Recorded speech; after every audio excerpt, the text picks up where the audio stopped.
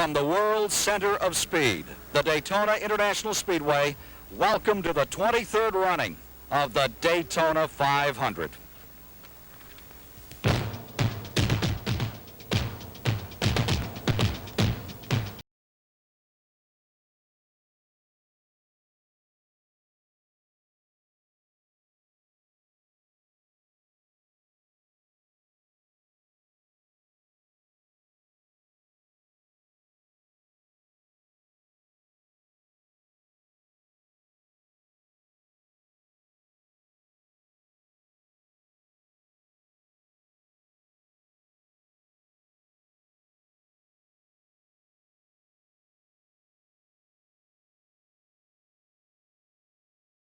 Live from Daytona Beach, Florida, a CBS Sports exclusive, the 1981 Daytona 500, sponsored by Budweiser. For all you do, this Bud's for you.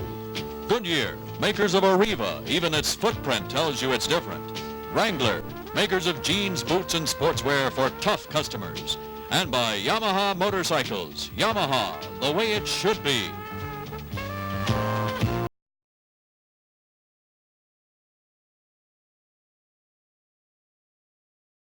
Good afternoon from a windy Daytona Speedway. I'm Ken Squire, and welcome to America's great race. The cars that we park in our dooryards, that we drive to work and play today, take on epic proportion for a purse of nearly $800,000. The drivers of legendary status, men brave enough to take life in their bare hands and deal with it at 200 miles per hour.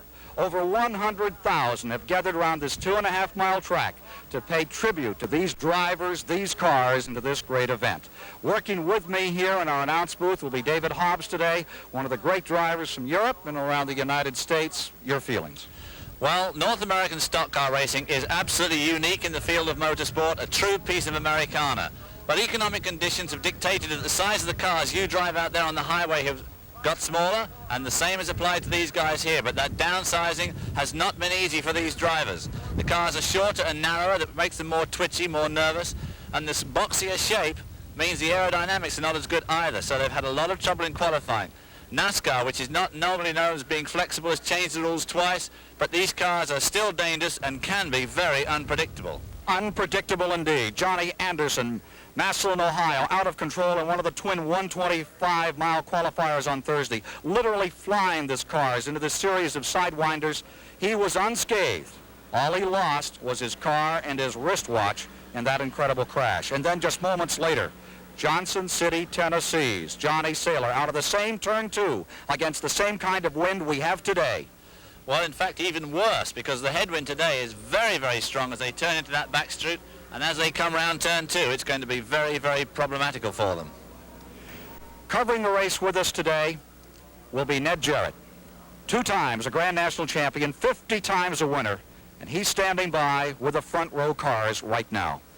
Ken, I don't think there's ever been as many unanswered questions going into a 500-mile race as we have today. As a result of those 2 crashes and other things that's been happening during the week, NASCAR has changed the rules twice. Once since they've been on the racetrack. Since it rained yesterday, they didn't get any practice. And the rule changes dealt with the spoilers on the car, hopefully to put more pressure on the rear of the cars to stabilize them so they wouldn't lift off the ground as we saw those 2 cars. Sitting on the front row here today are 2 distinctively different cars. This is the car of Bobby Allison, which has a sloped rear window. Everyone feels that it will run better in the draft because of the aerodynamic design of the rear. On the outside is Darrell Waltrip's car. As you can see, has a straight rear window, and the air flows straight across it much faster and does not put the pressure on the rear deck lid that he feels that it needs. And Darrell is one of the drivers that's very concerned here today about the handling qualities of his car. And you mentioned the wind. That is a factor here, could add to their problems. A Pontiac sits on the pole. The last time a Pontiac came through, 1962, with the late, great Fireball Roberts. Right now, one of America's leading motorsports journalists, Brock Yates, has more on the pole sitter. Can you confine 50 of the most competitive race teams in the world in a small area like Daytona for 2 weeks? And one thing I'll guarantee you is controversy. Meet the controversy of 1981. The Pontiac Le Mans of Bobby Allison on the pole, clearly the fastest car in the race. It is a car that they sort of slipped in here in a quiet little use of the rule book. It's a legal car. The other crews say it's not legal, but it is clearly legal. And it looks as if it is going to be banned perhaps after this race. It is, without question, the car to beat in this event. They say we're going to go all the way. They're going to try to win this thing from the pole, and it is going to be a car to watch for the afternoon. We'll be back with more live coverage on this windy day at Daytona in a moment.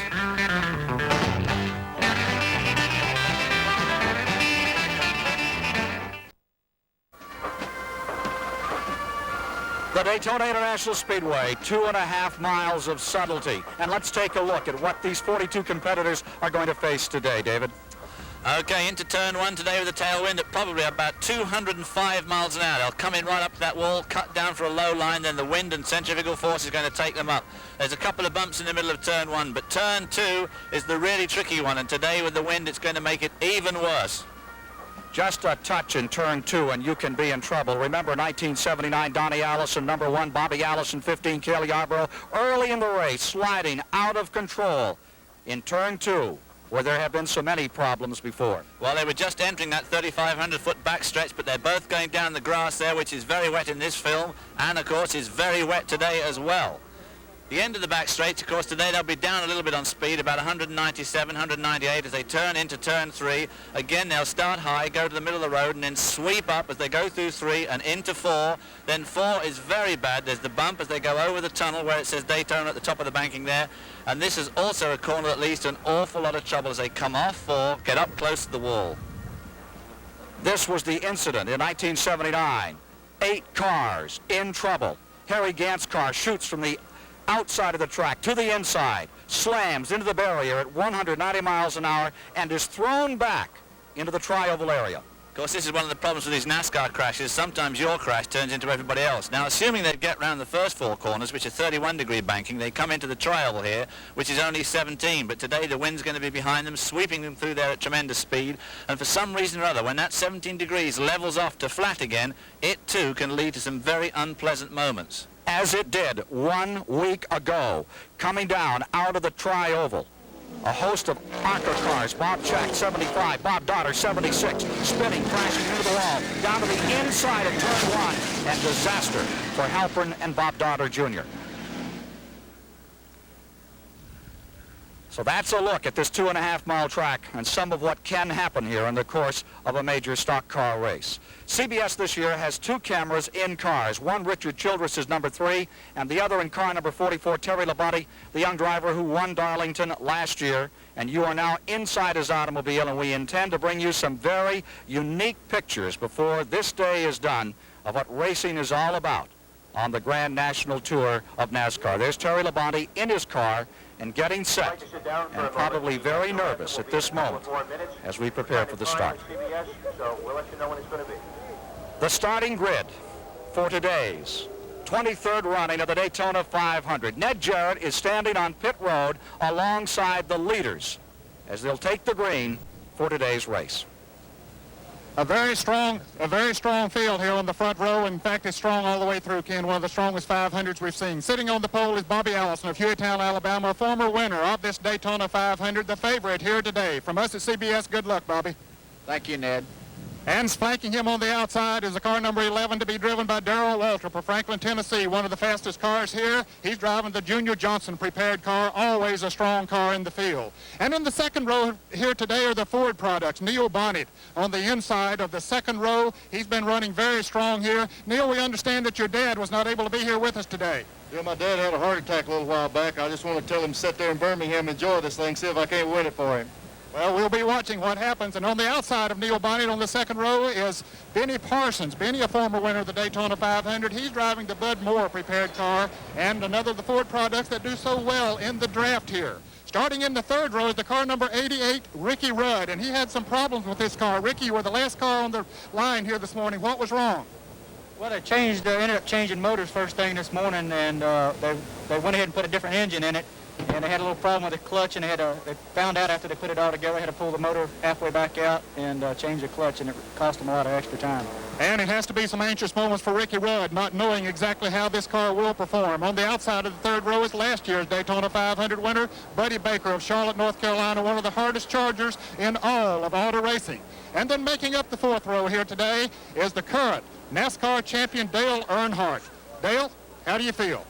Great, Ned. Ready for it. He's ready for him. He's always ready. One of the hardest chargers, young lions in this sport. And flanking him on the outside of the fourth row is the king of stock car racing, 7-time Grand National champion, 6-time winner of the Daytona 500, Richard Petty. And Ken, that next row has a lot of talent in it also. Indeed it does, Ned. Let's now review for you the rest of the starting field that you'll be watching live today here on CBS. Moving to row number 5, David Pearson, the Silver Fox 1970 Daytona 500 champion, and beside him, A.J. Foyt, the 1972 champion, driving for Jim Gilmore. In row number 6 today is Kyle Petty, the son of Richard Petty, who qualified well, and Terry Labonte, the fellow who won at Darlington 1 year ago for Billy Hagan. Row number 7, the winner of the Le Mans sports car race, Don Whittington, and from Bellingham, Massachusetts, Jeff Bodine.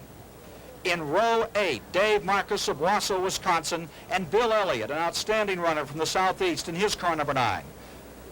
Row number 9 is car number 19, rookie Ronnie Sanders, and the second CBS camber, Richard Childress.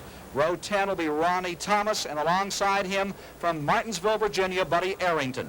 In row 11, the offshore powerboat champion last year, Bill Ellswick from Florida, and the Burt Reynolds Hal Needham car driven by Stan Barrett. In row 12 is Glenn Jarrett, whose dad is down on pit road for CBS, and Bruce Hill. In row 13, it'll be James Hilton of Inman, South Carolina, and Alabama's Jimmy Means.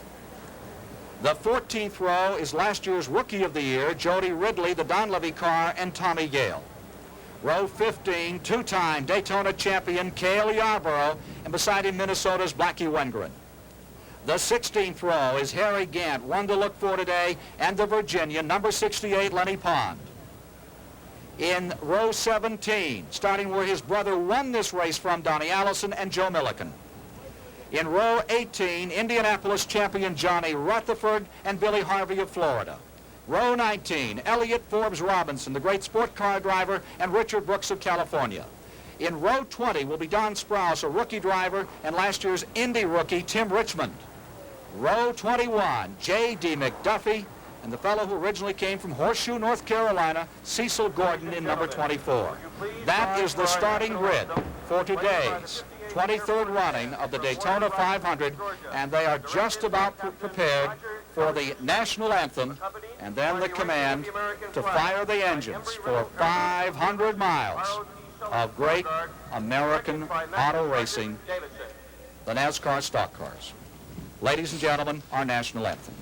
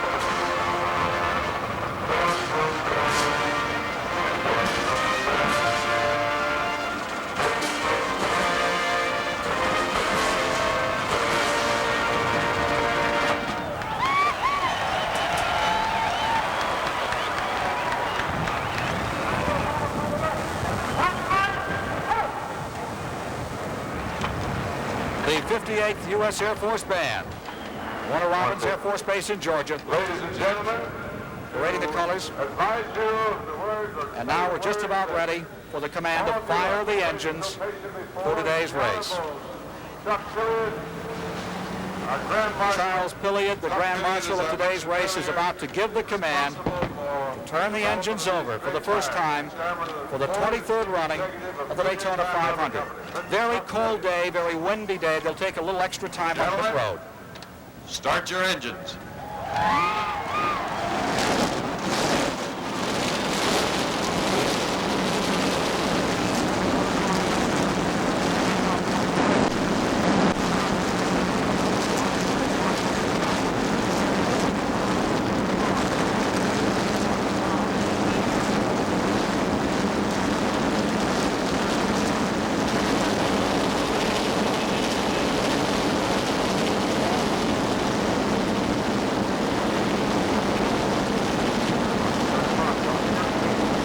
42 mechanical monsters breathe life. And the Daytona 500 field is assembled on pit road. 3 weeks of work, months of preparation, building cars. These are for most of these teams, the only cars of this size they have. Now it gets put to the test. We hear that NASCAR officials are checking the oil temperatures before they're allowing these cars to move off, which is a very wise precaution because they run extremely high engine pressures in these cars, and if they set off with it too cold, you can pop an oil line early on and either cause a wreck or at least upset the track. You're looking at Bobby Allison, pole sitter, 194 miles an hour. Fireball Roberts, 1962, won the pole, won the 125-mile qualifying race, went on to win the Daytona 500. The only man to ever do so. Today, with a Pontiac, as it was in '62, Bobby Allison hopes to do it again. That car, number 28, the Silver Ghost, on the pole for the third straight year for the 500. There's Neil Bonnet, the younger member of the Alabama gang. The Allison brothers, Neil Bonnet, short track driver named Red Farmer, who made so much racing history in Birmingham over the years. Mobile. Mechanics are being told to move away and go back behind the wall. Pace car is beginning to roll. Ladies and gentlemen, the field for the 23rd Daytona 500 is rolling out. Ernie Moore signaling 2 laps, and they will be racing. 2 laps again to give these cars a chance to warm everything up, the transmissions, the differential units, and of course the engines.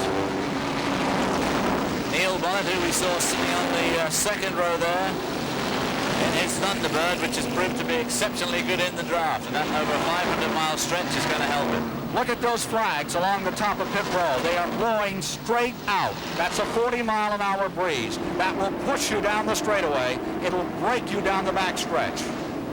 Everyone seems to be rolling. All the cars are coming off pit road. Shortly, the start.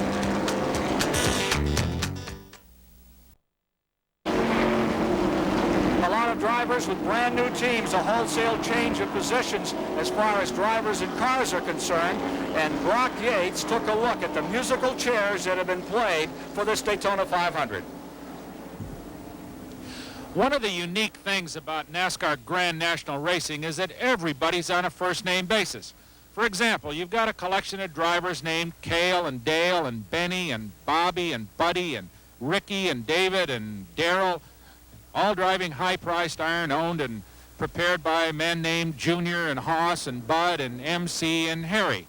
And you kind of get used to certain combinations of these people. For example, last year, Cale was in Junior's car number 11, Benny was in MC's 27, Bobby was in Bud's 15, Buddy was in Harry's 28, David was in Hoss's number 1, and Darrell was in the Gardner brothers' 88. Now, the Gardners are Yankees, so we don't call them by their first names. Confused? Wait till you hear about 1981, because it's all changed now. Cale's with MC, Benny's driving for Bud, Bobby's with Harry, Buddy's with Hoss, David's driving for newcomer Joel Halpern, Darrell's with Junior, and Ricky Rudd's with the Gardner brothers. All right, now that you got all that, let's run through it one more time. Cale is with Hoss, Benny's with, well, we know Richard Petty's in number 43. Does anybody have a program? Yeah, we're going to need one before this day is over. Field is on the back straightaway, and we are 1/2 lap away from a start. Getting ready inside NASCAR control to hit the button and turn them loose. Bill goes away standing there, the man of iron. But even Bill's had to modify his rules. Far behind you now, caution car. 200 laps, 500 miles. Last year, the fastest 500-mile race ever run in the history of motorsport. Right here, Buddy Baker did it in the car that's on the pole today. Jimmy Means from Alabama, number 52, took one preliminary lap. His car is now on pit road. So 41 cars are on the field as they move down out of turns 3 and 4, up on the 31-degree banking. Pace car has its light off. Bill Gascoigne instructing the car, you can hear it. So when you come off the step there as long as you can, hold it now. Don't get too far inside yet. All right, come on like you're coming. Now step next to the grass when you come down here on your right. Pretty good start. Oh, right, Mr. Starter. Pretty good start. Let it out, Harold. We have a start. Harold Kinder lets them out. And down at a first turn goes car number 11, Neil, whether the number 11 of Darrell Waltrip for the lead. David Pearson went down onto the apron as they came off the tri-oval to try and sneak up a couple of places, but it didn't really do him a lot of good. Back straight away, coming to full song. Swapping positions, 28 goes back in front. Teams of Alabama's pulled off pit road back on the track. Here they come for the first time by. All 42 cars are now on the track.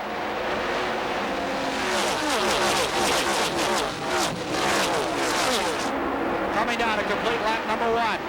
Allison in first, Neil Bonnet in second, Waltrip is in third, Buddy Baker is in fourth. In the 5th spot is Ricky Rudd. 6th spot is David Pearson. And the field is back into turns 1 and 2. Just 199 laps to go, David. Turn 2 is going to give him some trouble today, I'm sure, with a strong wind. Buddy Baker drafting there, being followed very closely by Neil Bonnet. Up the outside, down the inside comes Darrell Waltrip, car number 11. But Junior Johnson prepared number 11, streaking along the bottom. The Wood brothers have their 21 on the outside. There you see the leader, Bobby Allison. Buddy Baker in the red car, number 1 now, lying in 4th spot. He's trying a different spoiler today, and this is the first test laps he's given that spoiler. I tell you, he's a brave man to make a major change like that before a 500-mile race without trying it first. Benny Parsons lies 7th, going 8th is Dale Earnhardt. Leaders in 2. Will Bobby Allison be the second man in Daytona 500 history to win the pole position, the qualifier, and then go on to win the Daytona 500? Only once before in history has it happened. Bobby Allison and Neil Bonnet putting a bit of daylight between themselves and the rest of the field here as they come around turn 3 into turn 4. The Alabama gang all together up front. There's Cale Yarborough still trying to fight his way up to the traffic. Yarborough is on the move, the number 27. You see him up on the wall, fighting his way around rookie Ronnie Sanders. Now back to the leaders as they approach turn 1. And Bobby Allison and the kid he began in racing, Neil Bonnet, try to draft away from the field, but that's not working. They're being caught up in the back straightaway. There's 4 very fast cars. Neil Bonnet trying for the first time to get by Bobby Allison down, and he slingshots by, and that's a thing we're going to see a lot of today because they're driving into the wind. The second car is so protected by the first car, he picks up momentum and slingshots by, and we're going to see a lot of that today. Ford Thunderbird out in front. Bonnet first, Allison second. Running third, Darrell Waltrip. Maintaining that 4th position, Buddy Baker, last year's winner, now in the Haas Ellington team. There you see the automobiles coming out of turn number 2 and in the back straightaway as Baker sustains and stays in there. And Bonnet really begins to show some power and some authority with the Wood Brothers car. And Buddy Baker's pulled himself up to 3rd and now pulling himself up to 2nd. In the draft of Bobby Allison, who goes back into the lead again. The Fords of Neil Bonnet and Benny Parsons showed very good form in the 125-mile qualifying races. They proved to be exceptionally good at drafting, but not very good at leading. And obviously they want to try and change that today. Falling back to third is Neil Bonnet. In that fourth position is Darrell Waltrip. Baker taking a shot at second.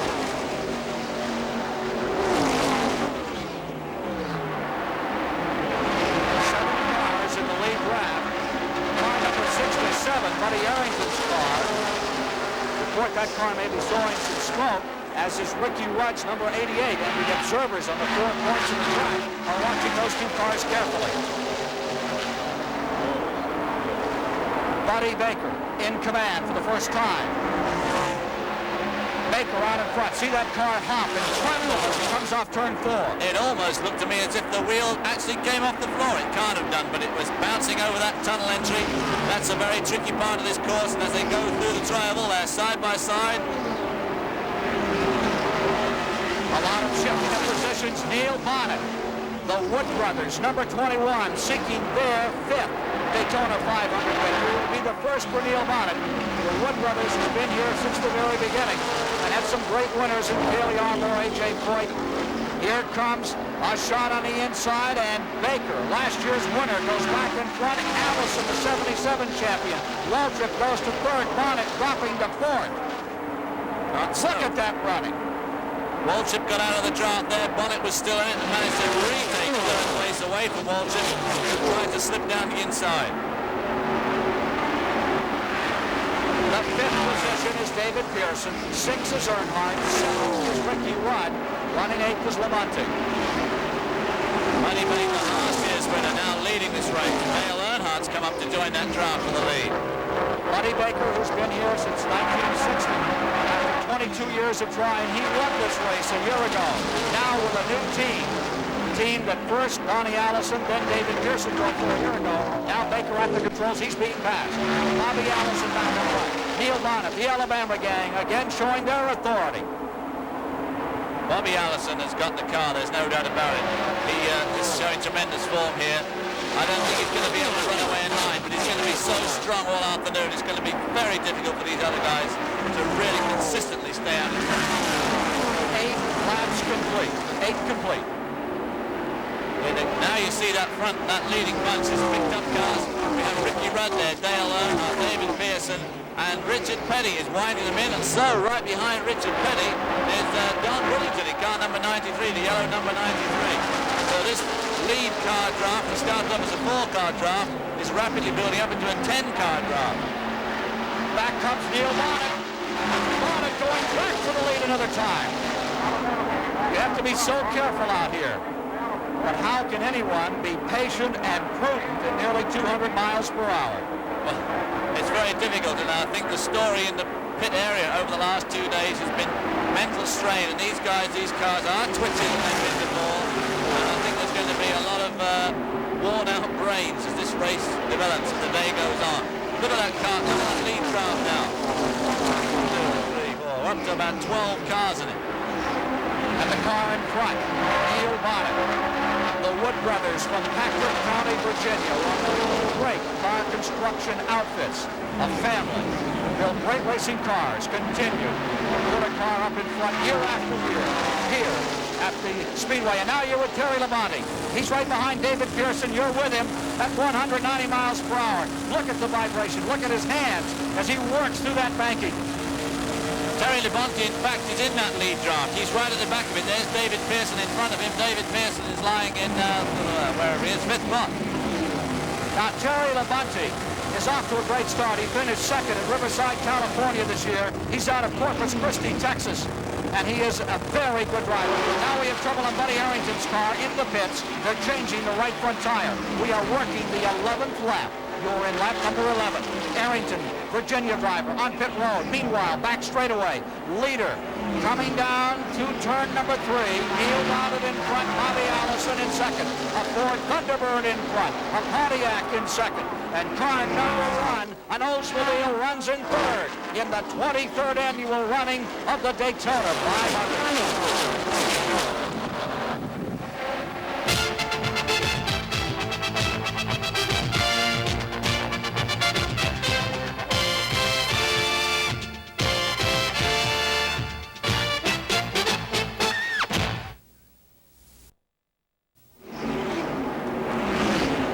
lap 14 of the 200 laps of this year's Daytona 500. The observers, NASCAR observers, watching number 11 for smoke out of Darrell Waltrip's car. Take a look at this replay just 2 laps ago. Watch what happens in the backup here. Don Whittington, car number 93, just gets out of shape there in the triangle. Yellow He car. and Benny Parsons right at the back there tag each other. Don Whittington bounces off. Both of them carried on, but they did tend to lose the draft from these, the front runners. A resurgent Neil Bonnet, number 21, stays out in front. Into second moves the national champion from 1 year ago, Dale Earnhardt. Let's go to Brock Yates on pit road. Ken, I'm here with Leonard Wood, the crew chief on the Wood Brothers car. Neil Bonnet's number 21. Leonard, everyone seems surprised that Neil is running this strong early in the race. It was our understanding that Bobby Allison was going to try to break the draft, run alone in the early laps, but he's been unable to get away from Neil. Are you pleased? Yes, I am. We figured that we could stay with him in the draft. You know, we felt our car was handling pretty well, you know. Maybe a little bit better than some of the cars, but I believe you'll see as the race goes along that the track will get a little bit more slippery, and a lot of the guys will begin not handling as well towards the end. So we'll have to wait about 102 miles and see what happens then. Okay, thank you, Leonard. A very patient team, as you know, Ken, so they'll be here at the end. I'll guarantee that. One of the true gentlemen of motorsport, Leonard Wood. Now, the tough customer himself, Dale Earnhardt, national champion, is out in front in car number 2. And watch for him to skedaddle in the Rod Osterlund car out of California, that team, prepared by Roland Melodica. Once again, you're with Labonte, and you are trailing Ricky Rudd. That is Ricky Rudd, and you can see some smoke. Darrell Waltrip. He's following Darrell Waltrip. Down that back straight, goes down to the inside, thinks about having to go by, but decides not to this lap. But you can see that smoke, and he pulls right down below Darrell. Can't quite make it. You can see the vibration as they come down the short 1,600-foot straightaway into the tri-oval, just underneath our commentary position. There we have a look at And Labonte notice that himself. camera making that move. That's the uniqueness of our new CBS camera. You are looking at the windshield. This camera has the ability to move inside the car. You're watching the driver fighting his way into the corner, moving up again on Darrell Waltrip and taking another shot at him. You can see how Labonte likes to stay just a bit low on Darrell as they go through that corner. That's the safest place through these 31-degree bank corners. Bobby Allison moving to the underside of number 2, Earnhardt, and going after number 21. Neil Bonnet another time. Buddy Arrington, number 67, is out of the race. Arrington has gone to the garage area, number 67. Well, those in-car pictures really bring it back to you. That's fantastic. Running in 9th position continues to be Parsons. In 10th is A.J. Foyt. A little further back, has been in 11th. Whittington in the 12th position. And Jeff Bodine, the car out of the state of Maine, the Bear car, is running in the 13th position. That's number 25, Ronnie Thomas of Christiansburg, Virginia, on pit road. Leading. Bonnet, number 21 first, Allison riding second.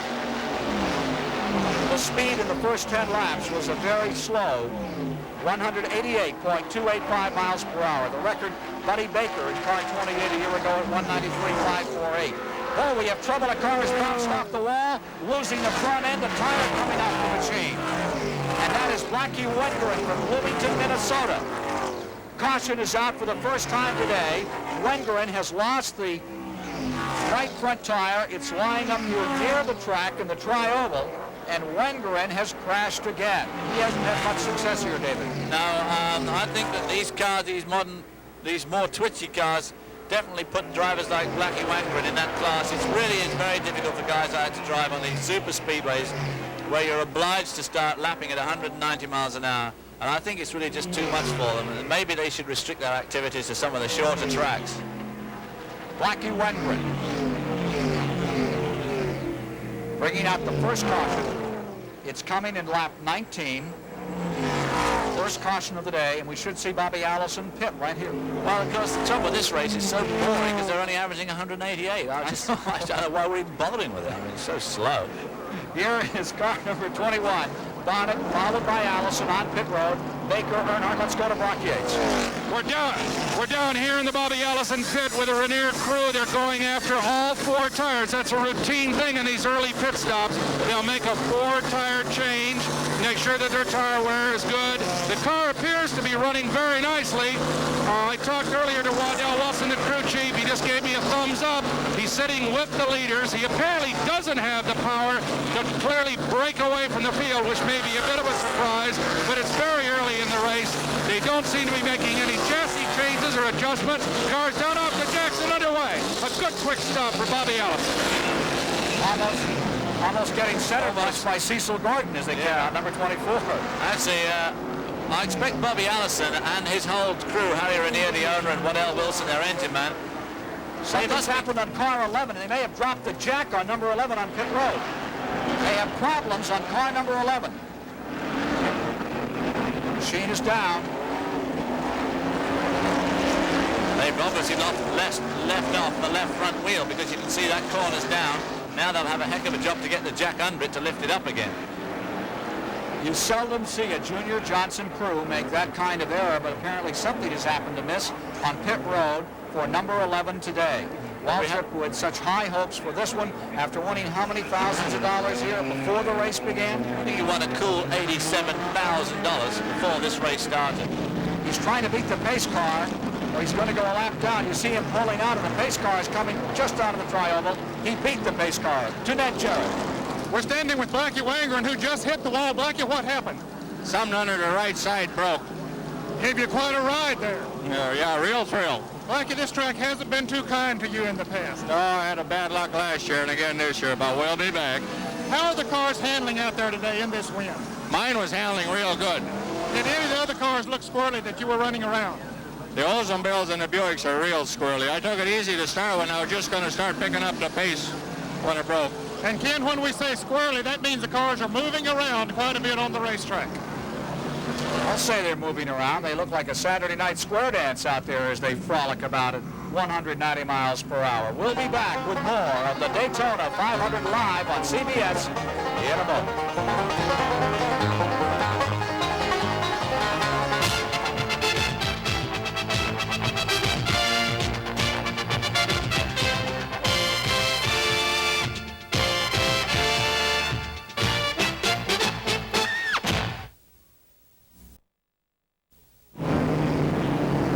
22 laps, 55 miles complete, 178 laps remaining in our live coverage of the Daytona 500. And car number 11, the Darrell Waltrip car, is back on pit road. They're making all kinds of adjustments on the machine down there. There's a man inside the car working. Let's go to Brock Yates. Ken, they've had a serious set of problems here. They let the car go early on their pit stop just a couple of laps ago because they had loosened the lug nuts on the left side. The car was dropped down off the jack. It has apparently bent the left front fender, which is the major problem. They had the hood up. I'm not sure what that was all about, but they lost a serious amount of time. The crew is concerned this is an odd error for one of the finest crews in this league, and Darrell Waltrip's down seriously. Well, the car seems to be smoking, so that's probably what they had the hood up for. But obviously the bent fender's not going to help them either. At 20 laps, 50 miles, Bonnet first. Allison was then in second. Baker was third. Rudd was fourth. It was Earnhardt running in the fifth position. Whittington in sixth. And there is Ricky Rudd's number 44, which is carrying our CBS camera. Or rather, I'm sorry, Terry Labonte's number 44, which is carrying our camera. And now he's looking out through the back. And he must be looking at, no, he's not looking at Don Whittington, we can't see. To me, like it was the car of Bobby Allison back in there.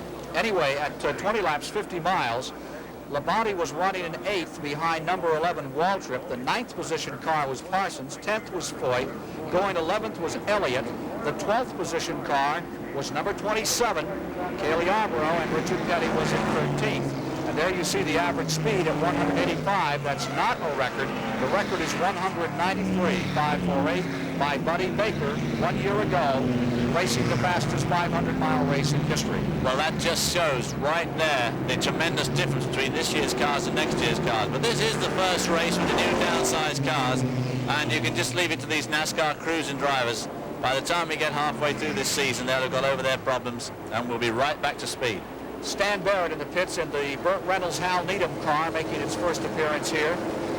Stan Barrett, well-known Hollywood stuntman who ran 4 races last year, never finished worse than 13th. As you can see, that yellow line on the bottom of his car denotes he's a rookie, so that when you're Bobby Allison coming up to overtake someone, it gives you a clue as to what their skills are. But young Stanley Barrett, who's done 700 odd miles an hour on ground, now cruising around a miserable 185. Right. 739 miles an hour over the face of the earth in the Needham rocket car. Wanted to take a stab at stock car racing, and Burt Reynolds and Hal Needham put this team together. Needham is here today, observing, probably as nervous as Stanley is. I think he's going to jump off the grandstand roof later on. Field in the back straightaway. We are working in the 24th lap. We are in lap 24 as they come around, and they should be taking green when they come by. We understand there's another problem on the Waltrip, car number 11, to Brock Yates. Ken, I'm with Junior Johnson in the Darrell Waltrip pit. Junior is now talking with Darrell over the radio. I'm not sure what he's talking about. We'll get to him as quickly as he stops his communication. Darrell is apparently telling them some more problems out there. They certainly had a handful already early in this race, and who's to know what else is to come for them.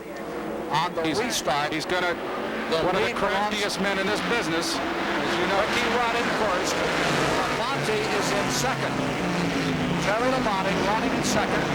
Ricky Rudd on the point as they go down. Harry Gant running in third. Whittington is in fourth, but Baker is breaking upside, trying to move through.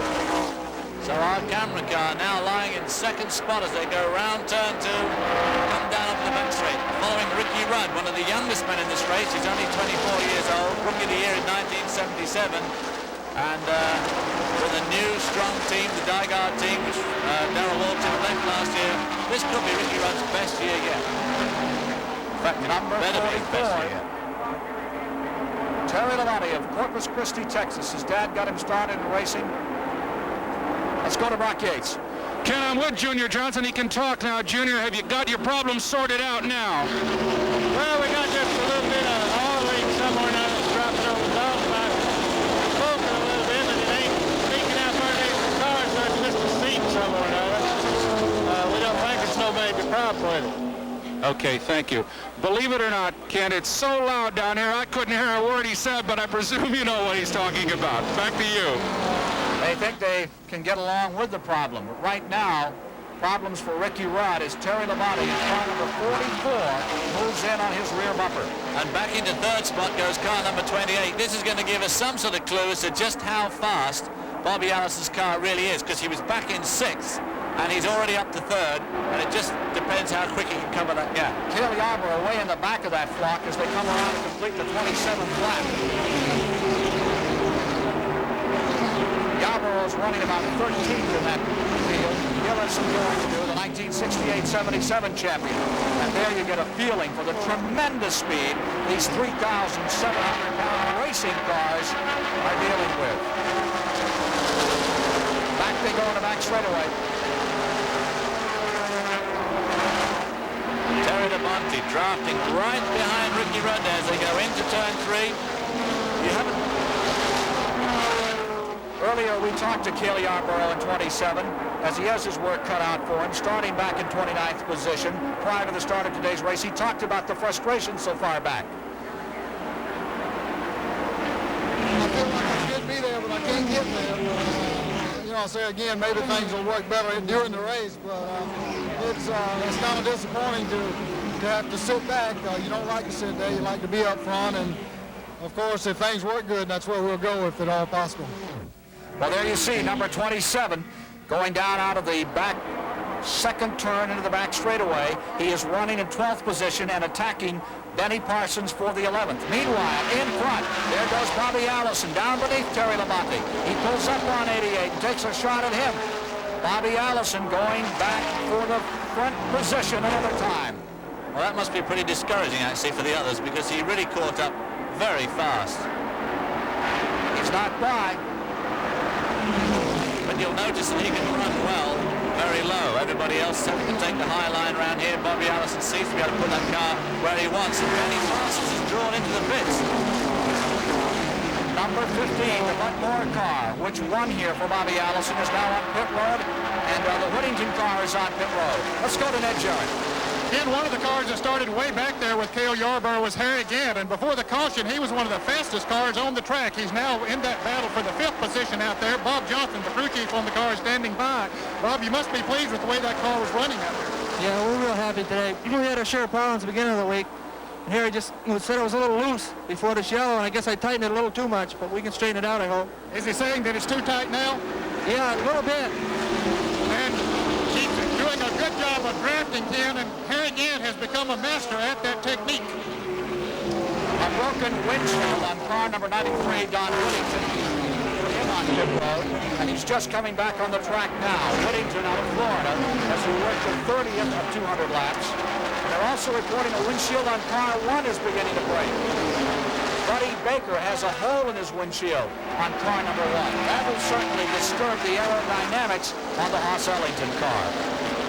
Certainly disturb the aerodynamics around your helmet too. It's not very pleasant to have a broken windscreen. That's a shame for Don Whittington, who was putting on a pretty good show there for a relative rookie for this extremely dodgy drafting procedure. There's Buddy Baker, car number 1, being closely followed by Richard Petty, 43. Car that we all know pretty well by now. Buddy Baker is running 6. The lead car draft picking up to a 9 and 10 car draft. Dale Earnhardt just trailing behind Richard Petty there. He's catching up on him. We have another broken windshield. Number 17, Glenn Jarrett's windshield is broken. Once again, you're with Terry Labonte in car number 44. He is running in 4th position. There he is, right up there, the leaders, waving. See the sign that says, "Hi, Justin"? That's for his 1-week-old son, who is back in Texas watching this race today. You can put all sorts of messages on that, can't you? Please send help, refreshments or anything else. You can see his rev counter there, glued at just over between 7,000 and 8,000 RPM. 8,000 being the last figure there, and it's running at about, what, 7,600 RPM. And our camera can zoom right in on him. How's that for a 190 mile per hour ride? And you can see that as he goes into that corner, he loses about 500 RPM. Now that's not because he's lifting off, that's just tire scrub as these cars go into the turn. Well, you're right there with the leader, number 44, Terry Labonte, who's running with the leaders in 4th place. And now we're looking out the back. Whoa, look at that man right up on him. Buddy Baker right behind him, and right behind him is Richard Petty. He pulls away a bit as he goes into turn 4. Now let's see if Buddy can catch him up in the draft. They go down off the trial. Oh, sorry, the back straight. Here's Baker pulling up. Baker right up on the rear bumper. And you can see the hole in Baker's windshield. A little break up here for just a moment. Back with the leaders. Bobby Allison, 28, still has command. Bonnet is in the 2nd position. There's the number 1 car that's having a problem, and our camera car, number 44, right in front of him. Number 47, Gant, is back on pit road. Bobby Allison in front. There's Gant.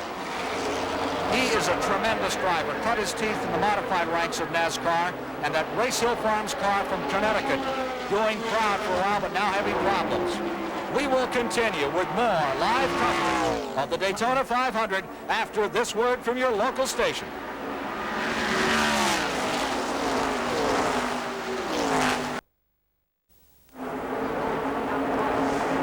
34 laps are complete in the 23rd Daytona 500, 85 miles down, 415 to go. Harry Gant pitted, came back on the track. He is pitting again under green. As the folks in the grandstand, looks like a tennis match. Watching these guys go by at 190 miles per hour. There's a little more at stake than a ball and so forth on this one. Nearly as much money, too. Almost. At least they're willing to raise the consolation. On the back straightaway, in the front-running position is Bobby Allison. In 2nd is Neil Bonnet, maintaining the 3rd in a very stout track. Here comes Bonnet to the inside. Parsons in 3rd. Tremendous race for the lead going into turn number 3. Almost side by side. Bonnet then had to fall back. Bonnet made a real stab at the lead there. Well, there we see the 2 good Fords out here. Neil Bonnet, number 21, and Benny Parsons, number 15. But unfortunately, Benny is a lap down. on, but he's right in there with his lead car draft, so what he needs now is to get right to the front, have a yellow flag situation, cross the line first, and that will give him his lap back. Terry Labonte with Baker right on his rear bumper. Now Baker's pulling up and trying to pass. You're riding with Terry Labonte, and Baker is right there trying to storm through. There you see Richard Petty right behind Baker, now going to the outside. There you see the hole in Buddy Baker's windscreen, right up to the back of Terry Labonte, down the inside. He's pulling alongside. He's shooting through to go by. Up in front. So Buddy Baker takes... Bonnet has taken the lead. So Buddy takes 4th spot away from Labonte. Let's go to Harry Gant's pits. Harry Gant has been in the pits, Ken, for more than a lap now. He has ignition problems on his car number 47. He was one of the fastest cars out there charging to the front. The crew said all of a sudden it started misfiring. They brought him in. He went back out on and made a lap, and now they're changing distributors on the car. So he's losing a lot of valuable time here. I can't imagine what it must be like to be in a race and lose time. It must be very frustrating. The old lap charters keeping very careful track as Bonnet puts the Ford back in front. The Pontiac continues to run in second place. Ricky Rudd in car number 88, maintaining the 3rd position, running with an Oldsmobile. And now Benny Parsons, as you see, a lap car. Appears in 3rd, but he is a lap down, and the report is that number 1, 81, keeps swapping. Number 1, Buddy Baker's lying in 4th at the moment, closely followed by our man, Labonte, number 44. Now it looks like Darrell Waltrip slipped into that position. There are 10 cars gathered up in the lead draft. Waltrip must be a lap down. Coming up on the 40-lap mark in a lap and a half. Back straight away, here comes another pass for the lead. Back goes Bobby Allison, the 1978 Daytona 500 champion in front of Neil Bonnet. Unrelenting. Allison surges back in front.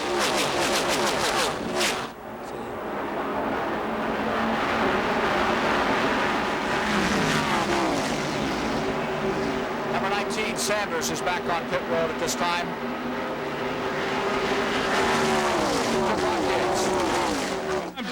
Ken, I'm down here on pit row with J.C. Elder, the crew chief on Ricky Rudd's car. Is kind of relaxing a little bit back against the stack of tires away from the pit wall. But J.C., I understand that Ricky's got some radio problems. Is that right? Yeah, we don't have no radio. What do you do now? We just got to give him a signal about a pit board. Like the old days, huh? Yeah, back the old days. Are you running all right other than that? Well, right now, yeah. Okay. Some guarded optimism there, Ken. Back to you. Well, racing in the old days was fine, except that everybody else is racing in the new days. It does make life very difficult if you haven't got good communication. Running is Baker, 4th is Rudd, 5th is Earnhardt, and going in the 6th position is Terry Labonte. Earnhardt just absolutely squeezed right up to the wall there as they came off the tri-oval. I seem to think coming off this tri-oval today is going to be a very tricky position. We've got like a 40-mile-an-hour tailwind, but it is in fact slightly crossed, and it pushes them into the wall as they come off that tri-oval. That's a second really, really close call we've seen in that corner.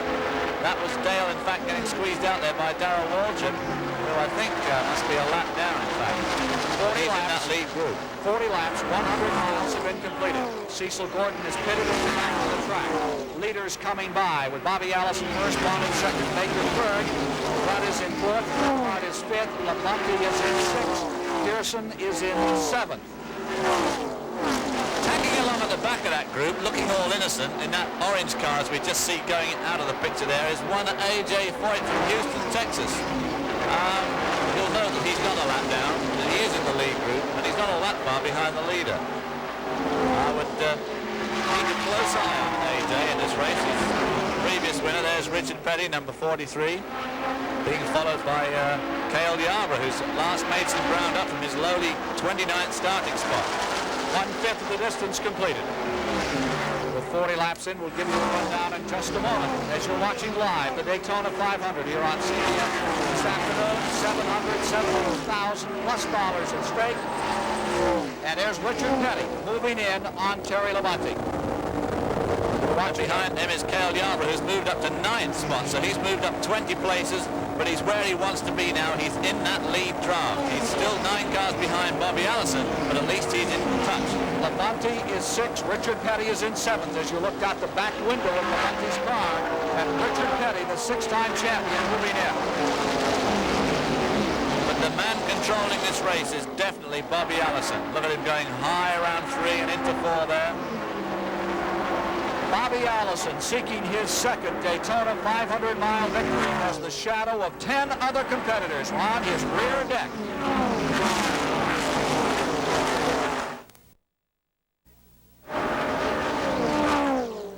After 44 laps have been completed, 110 miles, we have had 15 lead changes. That's better than half of what we saw the entire race last year. There were 29 lead changes in the entire 500 a year ago. Already there have been 15 in this race. We're just a little over 100 miles. Billy Harvey, number 31, is pulling on pit road, throwing some smoke. Also on pit road, Harry Gant another time. Not a good day for the Beatty Johnson combination, the Race Hill Farms car, and there is Harvey coming in with some problems. It's a great shame because Harry Gant rode a very good, qualified well, drove a very good qualifying race, and was running very strongly in the early going today. And, well, that's affected him now. Even if they get back now, he must have lost 4 or 5 laps. At 40 laps, 100 miles, the speed was 164.760, way off the record of 180.180 that was established a year ago by Buddy Baker. This naturally has been created by the caution condition on the track. Let's go back to Terry Labonte's car as he continues, and Richard Petty, looks like he's moved around him in their struggle. That would put Petty into 6. And watching him down the backstretch, Richard Petty is just pulled in front of him, number 43. And there's Labonte, and here's a car pulling up on the inside of him. That's Cale Yarborough shooting down and getting around Terry Labonte. There he is in the upper right of your picture. That's Cale Yarborough. Down the inside, looked like the car was leaning all the way over on the right. You could see that flurry of activity on Labonte's arms, too, when Yarborough went by. Definitely upset the car. Unfortunately, you're seeing a disappointed Labonte coming into the pits. Labonte is pitting. You're with him as he comes on pit road. Let's check and see if this is an unscheduled stop. And he's going behind the wall. Terry Labonte has had trouble in car number 44. He's been running with the leaders. Oh, there's trouble in car number 23. Has spun off up at turn number 4, up by the tunnel. Car number 23 out of control at turn 4. Jeff Bodine's automobile has finally come to rest. Caution is on the track. I think he probably spun on Labonte's oil, but he went right into, it seemed like he went right into the crowd somehow. I didn't even know how he could get down there. Well, those are safety personnel, and we have a replay. We can see exactly what happened. Apparently there was oil on the track in turn 4. Let's look and see if we can discover what happened here. And there in the top of the picture, you saw some smoke coming off the wheels of car number 23, the Bear car of Bob and Richard Bear from Oxford, Maine, and the car sliding, coming up across the top of the tunnel. People darting, getting out of the way, as those are press photographers up there, and safety personnel. I have never in all my years coming to Daytona seen a car take such an incredible course. Let's obviously hope that no one was injured by the car. Well, there is Jeff Bodine, now residing in Pleasant Gardens, North Carolina. His dad ran a speedway up in upper New York State for many years. He's been trying to break onto the Grand National Tour. They came down here and qualified very well. A second ambulance has pulled up, and we're waiting for a report, and all the leaders are pitting. We're trying to get a report for you on Terry Labonte. It looks like he just had an hand grenade on him up there in turn number 4 and may have laid some oil down, which 23 then got into, and you saw the results. Yeah, here's a pit stop. It is under caution, so they won't be working with quite the pressure as they would under green, but it will give you a fair idea. 2 tire change, now 4 tires. They're going all the way around on Bobby Allison's Pontiac. When they change the tires like this, Ken, of course, the reason they do it is the new tires are always just a little bit quicker. They don't have to do it because they're worn out. They don't wear out that quickly. But they do definitely having trouble getting out. There's just not room for it to get out. Goes around, Neil Bonnet. Almost had an accident there in the parking lot. Well, there we see the two strongest cars here going out together. And young Stan Barrett was zipping by there in car number 22. Stan Barrett in his first Daytona 500. Driving for his new team. Travis Carter is the crew chief. Remember the years that Travis worked with the Junior Johnson people, hoping to put a team together that will really be starred out here in time to come. More on this accident and on the bounty in a moment.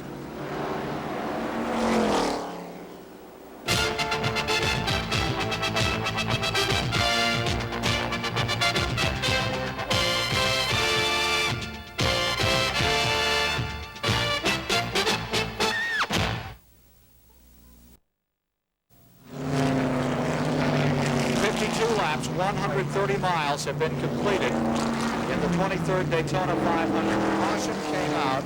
It appears that Terry Labonte blew an engine, and car number 23 went into the oil, spun, and did a most unusual thing. It went off where we've never seen before. David Hobbs. I can't believe it. It was coming round turn 4. It must have hit the oil, spun down at the infield, which is the normal course of events.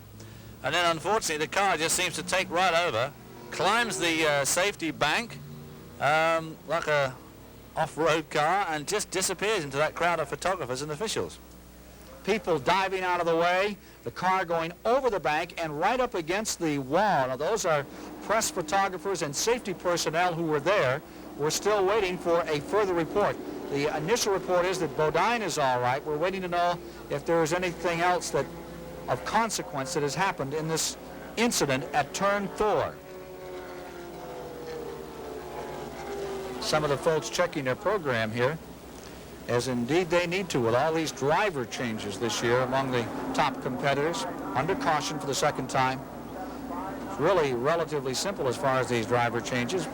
Rudd replaces Waltrip, who replaces Yarborough, who replaces Parsons, who replaces Allison, who replaces Baker, who replaces Pearson, who replaces Chuck Bound, who is still home looking for a ride. Simple. I can't imagine what all the fuss is about. But that was the most freaky accident I've ever seen here. He just disappeared more or less into the tunnel, which is the infield entry exit. We've got 1 lap to go under the yellow. The pace car light will go out on this time round. Earnhardt is in front. The Stan Barrett car is behind it. That is a lapped car. And the second place car would be Allison. The third place car on the field is 21 Bonnet. Then the fourth place car would be Richard Petty. Fifth place would be Ricky Rudd. Ricky Rudd, of course, is one of the driver changes we just mentioned. He's driving Darrell's old 88. 6 is Cale Yarborough, and running 7th on the field was Buddy Baker. Getting set for a start. We have completed 53 of the 200 laps. 132.5 miles are down. Windshields have been an issue today. We had a hole in the windshield of Buddy Baker's car. They black flagged Glenn Jarrett with a cracked windshield. The Whittingtons had a windshield go down on them, as did Ronnie Thomas, and Dave Marcus's number 71 also had a windshield problem. So that seems to be shades of what, 1964? 66 when they had windshield problems here. It's pretty unusual because NASCAR make a tremendous effort to make sure the track is clean and safe after any incidents, and they like to keep it very clean. We have a report that no one was injured in the incident with the Bear number 23 being driven by Jeff Bodine, the car being towed back, but the driver and the working press up there are all right, as well as the safety personnel, and that is good news. Well, it's always good news when no one's hurt in one of these racing crashes, and that's another thing about NASCAR. It is very safe, and here we see the cars coming around 3 and 4 on their way to take the green. There you see the Burt Reynolds Hal Needham car on the inside, lapped automobile, Stan Barrett, and on the outside is car number 2. Stanley has been with us as a commentator several times on CBS. Very nervous this morning. Very concerned. His adrenaline will be flowing now. He's at the lead, right at the lead of that field. Look at what's lined up behind him. As they come down to start, first position car is Earnhardt. Second is Thomas. Third Bonnet. Fourth Petty. Fifth is Rudd. Then comes Cale Yarborough, followed by Buddy Baker. And the field assembles in turn number 1 for some high-speed racing. Yarborough pulling himself up now from that very lowly starting spot. Never a man to discount in this Daytona 500. And surprise, surprise, look who's at the front of that lead draft. Look look at that water on the inside of the back straightaway. Everybody slides off in there. It rained all night, hard. Rained yesterday and canceled the Sportsman 300. It was not run. Rained all day, so if they get off the track, they're really in the soup here today.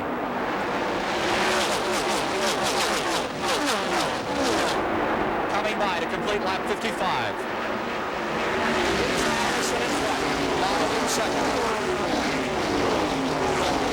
In car number 21, Neil Bonnet, on the trail of Bobby Allison. That is exactly where he wants to be. Before the start of the race, we asked Neil about his early race strategy. It looks like it's going to be a strategy to hook on the back end of that little black and silver car of Bobby's. His car is just running so good, and I could draft with him the other day. It was a pretty good handful, but it looks like Bobby's going to be the guy that's really running. Side by side, Neil Bonnet and his teacher, Bobby Allison. Now Bonnet out in front as he scoots through the third and fourth turn. Earnhardt drops third. Going back to the third spot as they come back to the line, it's Dale Earnhardt in the fourth position. Ricky Rudd, the lap car of Benny Parsons in between. Let's go to Ned Jarrett. The CBS camera is out of it. Terry, what went wrong with your car number 44? Ned, the car developed a vibration about 10 laps before whatever broke. And, you know, I really don't know what happened to it. I believe it's something in the engine. You were giving us some great pictures out there. We're sorry to see you out of it. I'm sorry to see myself out, too. Well, I know you are, but you are okay. Yeah. Well, and a fellow that was a victim of that when he dropped the oil was Jeff Bodine. Jeff, did you hit the oil? Well, Number 7, Bruce Hill has crashed. Behind Darrell and Number 7, Topeka, Kansas, Bruce Hill has crashed. The car is resting against the wall. We have another caution. Well, he's resting against the wall. Well, I wouldn't want to. I hope they race back to the flag, yeah, because that's a tricky situation in NASCAR racing, and they'll see him park there against the wall on the exit of turn 2. Lap number 55, just before the caution came out, was run at an average speed of 190.275. That was 190.275. We've just had a flag for the third caution of the day as Bruce Hill in trouble. Car resting just as they exit turn number 2. We'll get back to Ned Jarrett with Jeff Bodine in just a moment.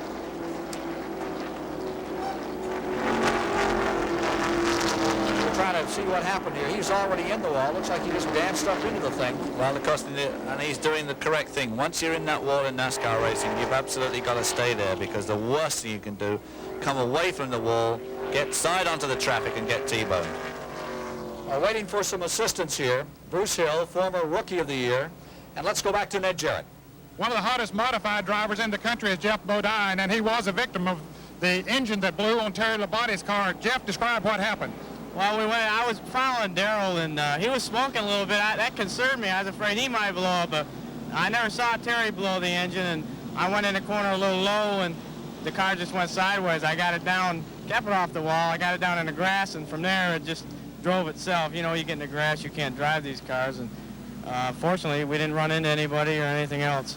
You just sit there and sort of hang on. Well, it was a wild ride. I came up over the bank by the tunnel, and there were some people standing there. That looked pretty bad for a while, but they all got out of the way. Jeff, how was the car handling? There'd been so much talk all week long about these cars. We were handling well. We were down on horsepower. We changed the engines from the 125, and it just didn't have the horsepower, and I couldn't stay in that lead draft, but the car was handling well. Ken, here's a fellow that wants to do this so badly and get to the top. He's made it to the top in the short track division, and now he wants to do it in this tough Grand National division. Jeff Bodine, car built by Tom Pistone that looked very, very strong. We came out here today having trouble. Aerodynamics play such a big part of this Daytona 500. And earlier we took a look at what happens in a draft. Here's a very special report from Ned Jarrett on drafting. Most television viewers have heard the word drafting used when they're viewing a NASCAR race. Here at Daytona or any of the other high-speed racetracks, it's a very integral part. When you have two or more cars running together, they can run faster than one car running by itself. Since the draft is invisible, we went to Atlanta to Lockheed to try to demonstrate to you how it works.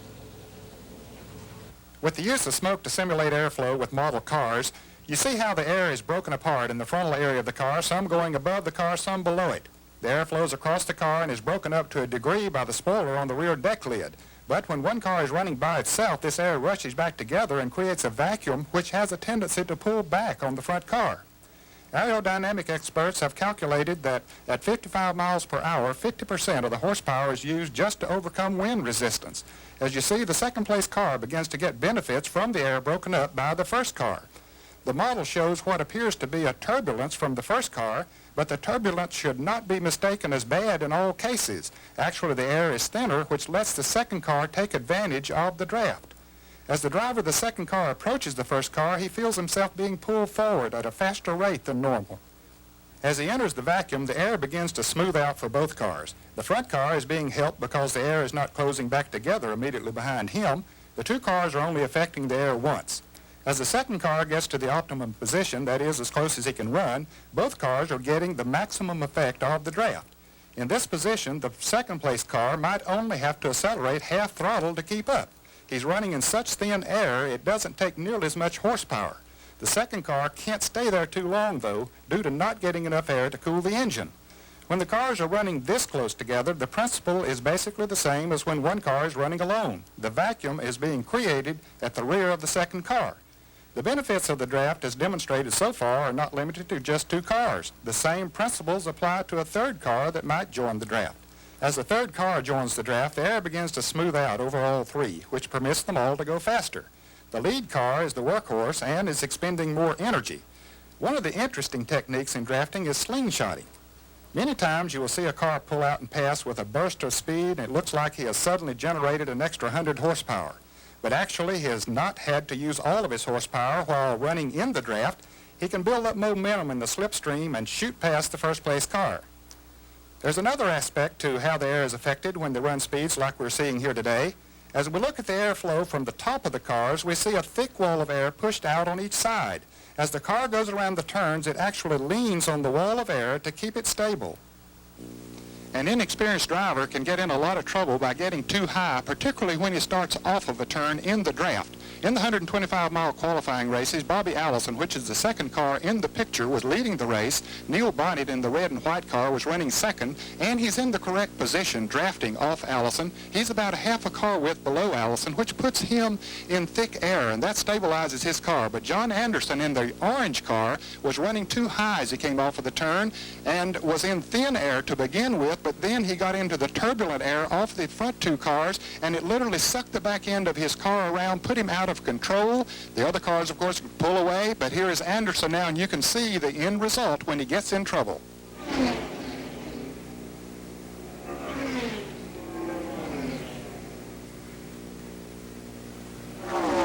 We are back live with you at Daytona. Again, that happened on Thursday, that crash of John Anderson. He is all right. He was up here watching yesterday, or hopefully watching a race that was washed out. And with 2 laps down, back under green, we are at the 61st lap. There's Don Whittington, number 93, trying to make up a lap and get back in the lead lap. The Florida driver, Bobby Allison in front, Dale Earnhardt in second, Ricky Rudd in third, Johnny Baker is maintaining fourth, Richard Petty is showing in the 5th position as they come live. In the 6th position is Kaylee Arborough, in 7th is David Pearson, running 8th is Ricky Rudd. Well, now watch out for fireworks now. We got Don Whittington leading this lead car draft. Bobby Allison's heart, no doubt, right in his mouth. Don Whittington's already a lap down. The only reason it's a lap down is because the windscreen broke, and we've got a report that car number 71, that's Dave Marcus, and 24, Cecil Gordon, also have broken windshields, but they're not severe enough to take them off the track. Bill Elliott is running in 9th as you look at the front of the field, and running in 10th is Donnie Allison with A.J. Foyt maintaining 11th. In the 12th position is Jody Ridley. Going 13th on the field is Lenny Pond. 14th overall is Johnny Rutherford. And 15th is currently number 75, Joe Milliken. The 16th car is an error on this rundown. They're reporting that, and that may be correct, that Bonnet back that far after that restart. Bonnet back to 16th with the 17th position as Bonnet pitted and came in on the tail end of the lead lap. The 17th position is car number 41, Richard Brooks, with the 18th position, Elliott Forbes-Robinson. And Jeff Bodine is coming back on the track. The car that spun off in turn number 4, Bodine, number 23, once again is on the racetrack. Jeff Bodine in a Pontiac, trying to get back in this thing, coming up to speed. He lost a couple of laps there while he had a lunch break down with the marshals at the tunnel entrance. 64 laps, now complete. Speed very slow, 151.388 miles per hour. The record at this juncture is Richard Petty's at 179 miles an hour. Taking a look at the attrition, Blackie Wengren crashing in lap 19. Cecil Gordon is out. Terry Labonte has lost an engine. He has retired from the event. Those are the 3 first official retirees, leaving 39 cars still in action as we get to lap 65 when they motor by this time.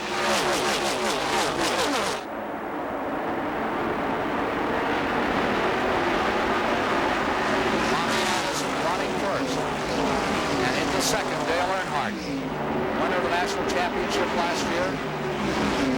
Explosive driver out of Kannapolis, North Carolina. Just amazed everyone 1 year ago on the NASCAR Grand National Tour. Rookie of the year before, and then the first time a rookie has gone straight to the national championship. And also a record amount of money, $588,000 winning last year. Cecil Gordon has just come back on the track. It had been reported that he had retired from the event. Cecil Gordon has now brought his number 24 yellow and blue car back on the racetrack. Here's Allison, in his 67th lap. Bobby Allison first came here in 1961 to race at Daytona. He won his first Grand National race in the state of Maine back in 1966 and went on to 2 other victories at Islip, Long Island and Beltsville, Maryland that year. A little old Chevy number 2, which made a lot of history because at that time Chevrolet hadn't been winning many races. But Allison turned that around and now has won himself 61 Grand National races. Keeping track of those times per lap as they come by. Last lap was 190.799 miles per hour on the lead car, Bobby Allison in number 28. So they, from the grandstands, from the $55 seats, my friends.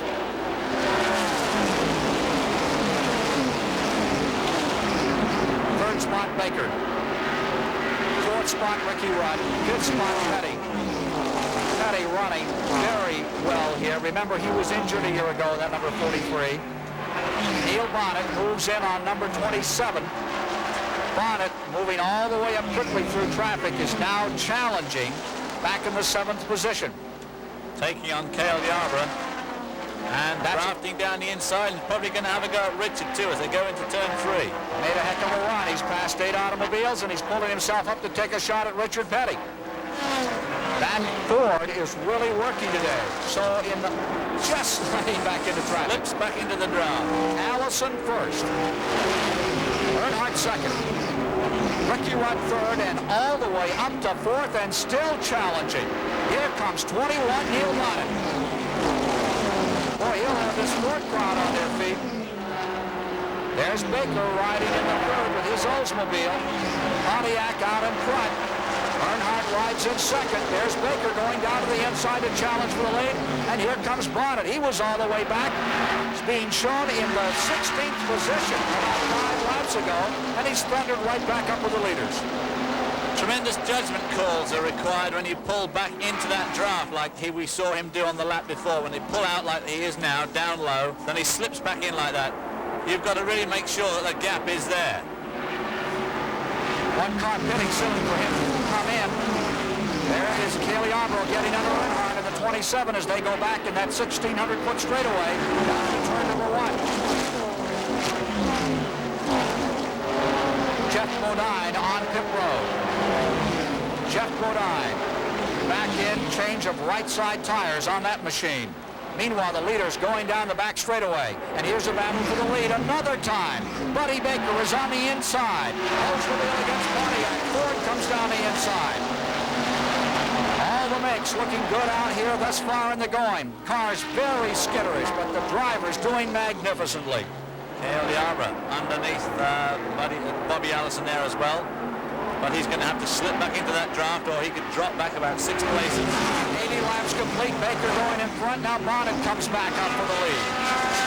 Allison riding in third. Earnhardt back to fourth. Kaylee Armero fifth. Ricky Rudd in the 6th position.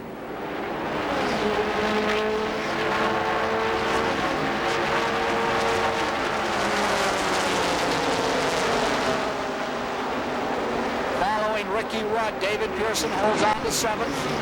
Petty has slipped back to the 8th. 9th position is Elliott, and up to 10th comes A.J. Foyt. He's picked up 1.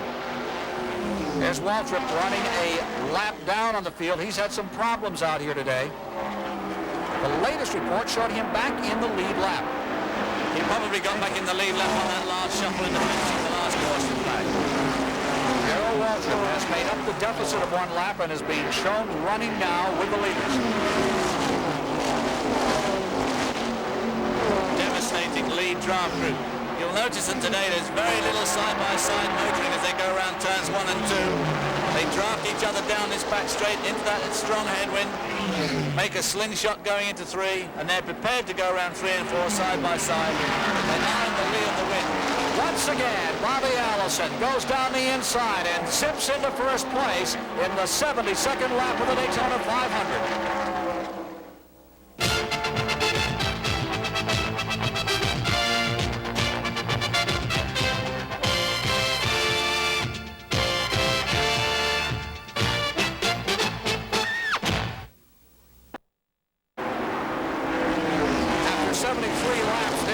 Standings. We are now at 75 laps, 187 and a half miles.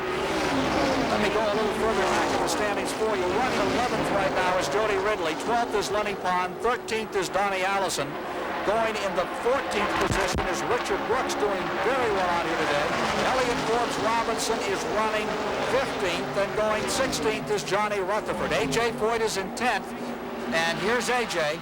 getting by the lap car, the Bud Moore car, number 15, being driven by Benny Parsons. The last lap by the leader, number 28, Bobby Allison, at an average speed of 189.155 miles per hour. And here come your leaders at just under 190, and they're fighting 40-mile-an-hour headwinds down the back straightaway. You can see how stiffly the flags are blowing today. A lot of starch in them from the wind, and it has canceled out our Goodyear blimp shots that we've always had in the past. The Goodyear blimp has been grounded by the turbulent weather that we have above us, as well as off the banking of the speedway. And there's a cool 13 cars in that lead draft at the moment, currently led by Neil Bonnet, closely followed by Bobby Allison, who takes another stab at him at the end of that back straight. Neil Bonnet seeking his 8th Grand National victory, would be his first Daytona 500 win. And as we mentioned earlier, it will be the 5th time that the Wood brothers have taken that beautiful maroon, white, and gold livery of Paul Cameron into victory lane here at the Daytona Speedway.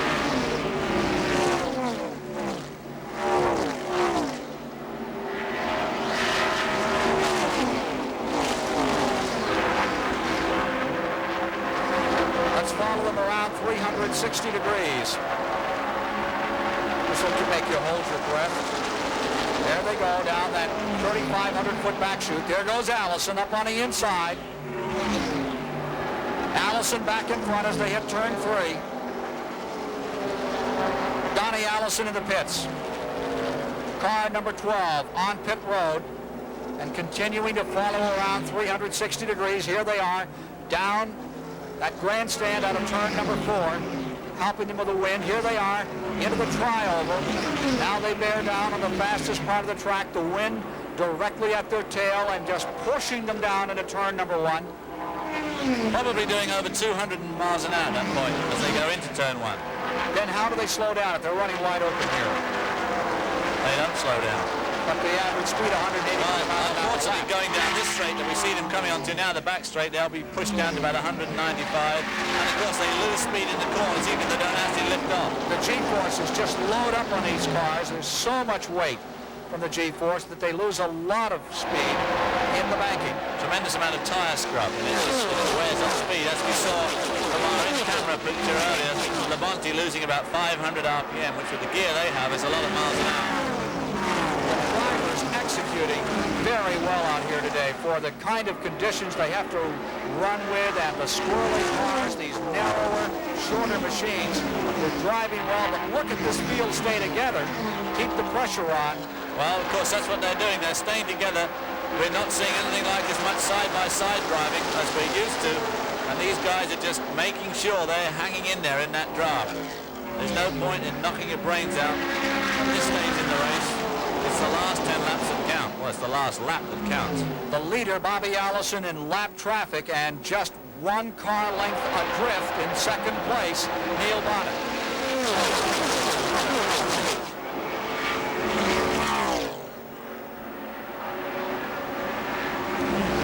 Really windy out here today.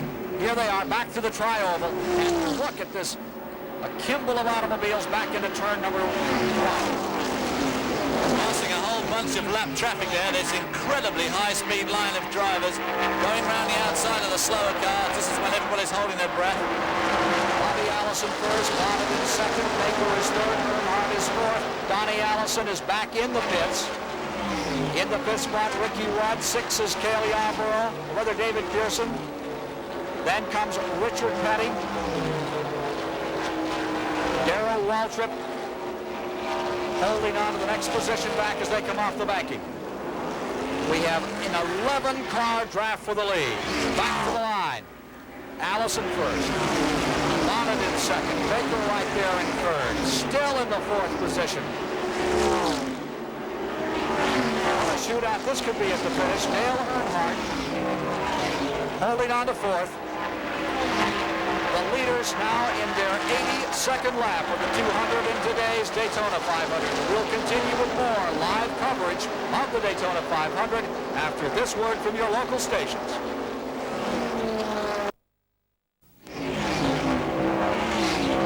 Back with you in the 83rd lap here at the Daytona International Speedway with David Hawes. I'm Ken Squire.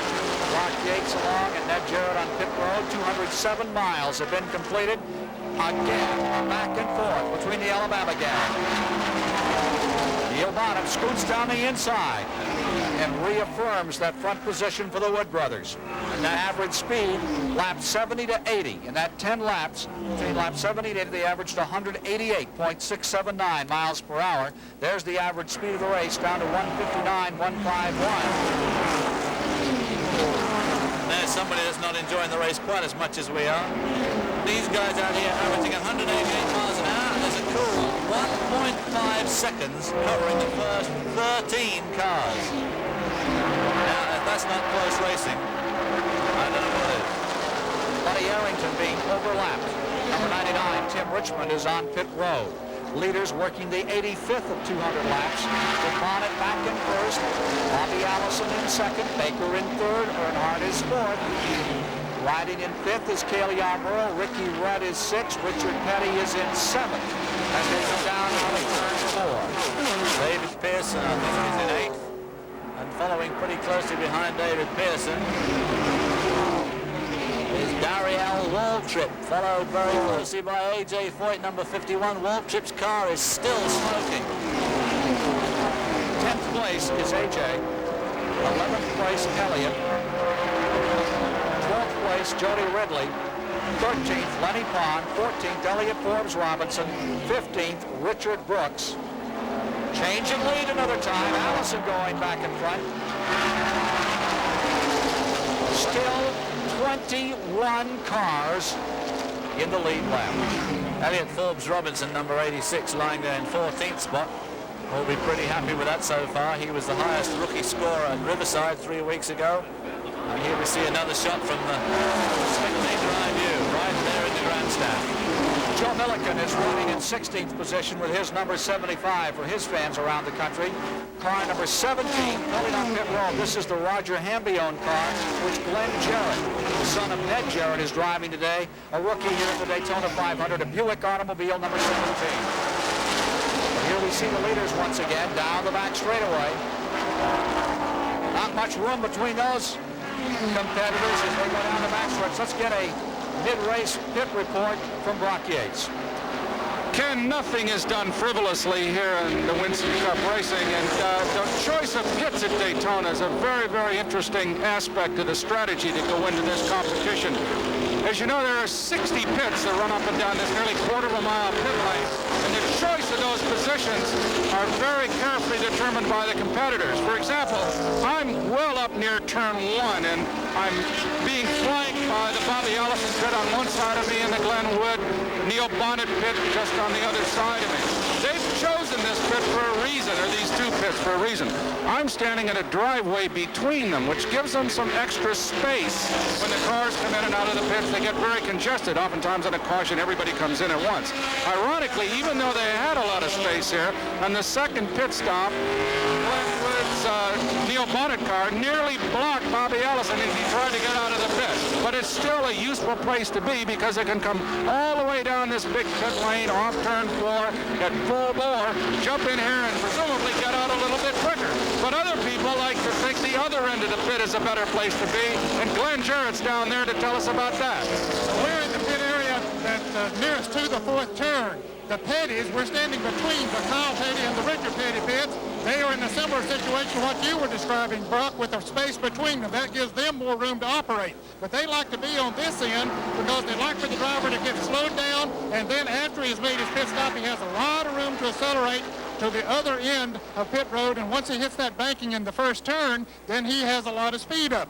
So the pits are chosen by, first of all, the Grand National Champion gets his first choice. And then it goes according to the time trials, or according to the start on the grid as to how they choose. Everybody has a different reason, and it's always interesting to see why. Jarrett, Ed Jarrett? Yes. Aren't we getting very close to some pit stops under green? As you can probably see on the rear of my camera, Ken, that there's action in the Petty pits. It's not quite time for a stop. They're saying about 5 laps, but we'll keep our eyes on it. It should be coming up very shortly. A.J. Foyt is pitting right now under green. Foyt, the 10th place runner, is in. Bill Elliott, who's been swapping 10th place with him, he has just pitted and come back on. The front 9 should be pitting in the next 5 or 6 laps. There is A.J. Foyt's car. The all-time Indianapolis car champion, 4 times a winner in Indy, comes back on the track. Jeff Bodine's number 23 is back on pit road for additional work, and the left side of the car is up. Number 41, Richard Brooks, has also pitted. Are back in turn number 1. Number 9, Jody Ridley is now car. Jody Ridley, the 12th place car, also just pitting. Tommy Gale has come in. Oh, we have trouble on number 27. Cale Yarborough looks like he's cut a tire down. He is sliding. That's a bad break for Cale. It is a tremendous advantage for all the other competitors because right where they needed a caution flag, David Hobbs, Cale Yarborough gives them one. It's also an incredibly bad break for A.J. Foyt because he's just stopped on the green and he could lose a lap in a situation like this. I'll tell you, one of the other hard luck stories out there is young number 47, Harry Gann, who was running with Lenny Pond and Don Whittington, and he just drove away from them and was making ground up very fast, entirely on his own, no draft to help him, running very strongly, but of course, as we saw, he lost about 4 or 5 laps earlier on, so he really doesn't have much chance. That is the 4th caution of the day. It comes in the 90th lap. Let's look at replay as to what happened to the 2-time Indy 500 champion. The lead car in this picture coming up, number 27. Okay, going to turn 2, and he suddenly, the front end gets away from him. He swerves up, just touches the bank, comes down on Pearson. Incredible piece of driving there from David Pearson because he got touched quite hard by Cale as he came down off the bank. It looks as if the right front tire went because his car just took a tremendous set up to the right. There's Darrell Petty's getting ready to pit. Ned Jarrett standing by. Ken, they were ready to come in with the car number 43 just as the caution came out. And as you and David mentioned, a break here for those who had not pitted. Now they'll get to do it under caution. And for the fans that might not understand the NASCAR rules, of course they can pit anytime under caution. And as a result of the pace car running much slower than the race cars run under the green, they can do it more leisurely. However, as you see the Petty crew go to work, they are among the best in the business. In fact, they won a pit crew championship not too long ago. With the work that they do, they're changing the right side tires. You can see they're cleaning the windshield, cleaning the front screen.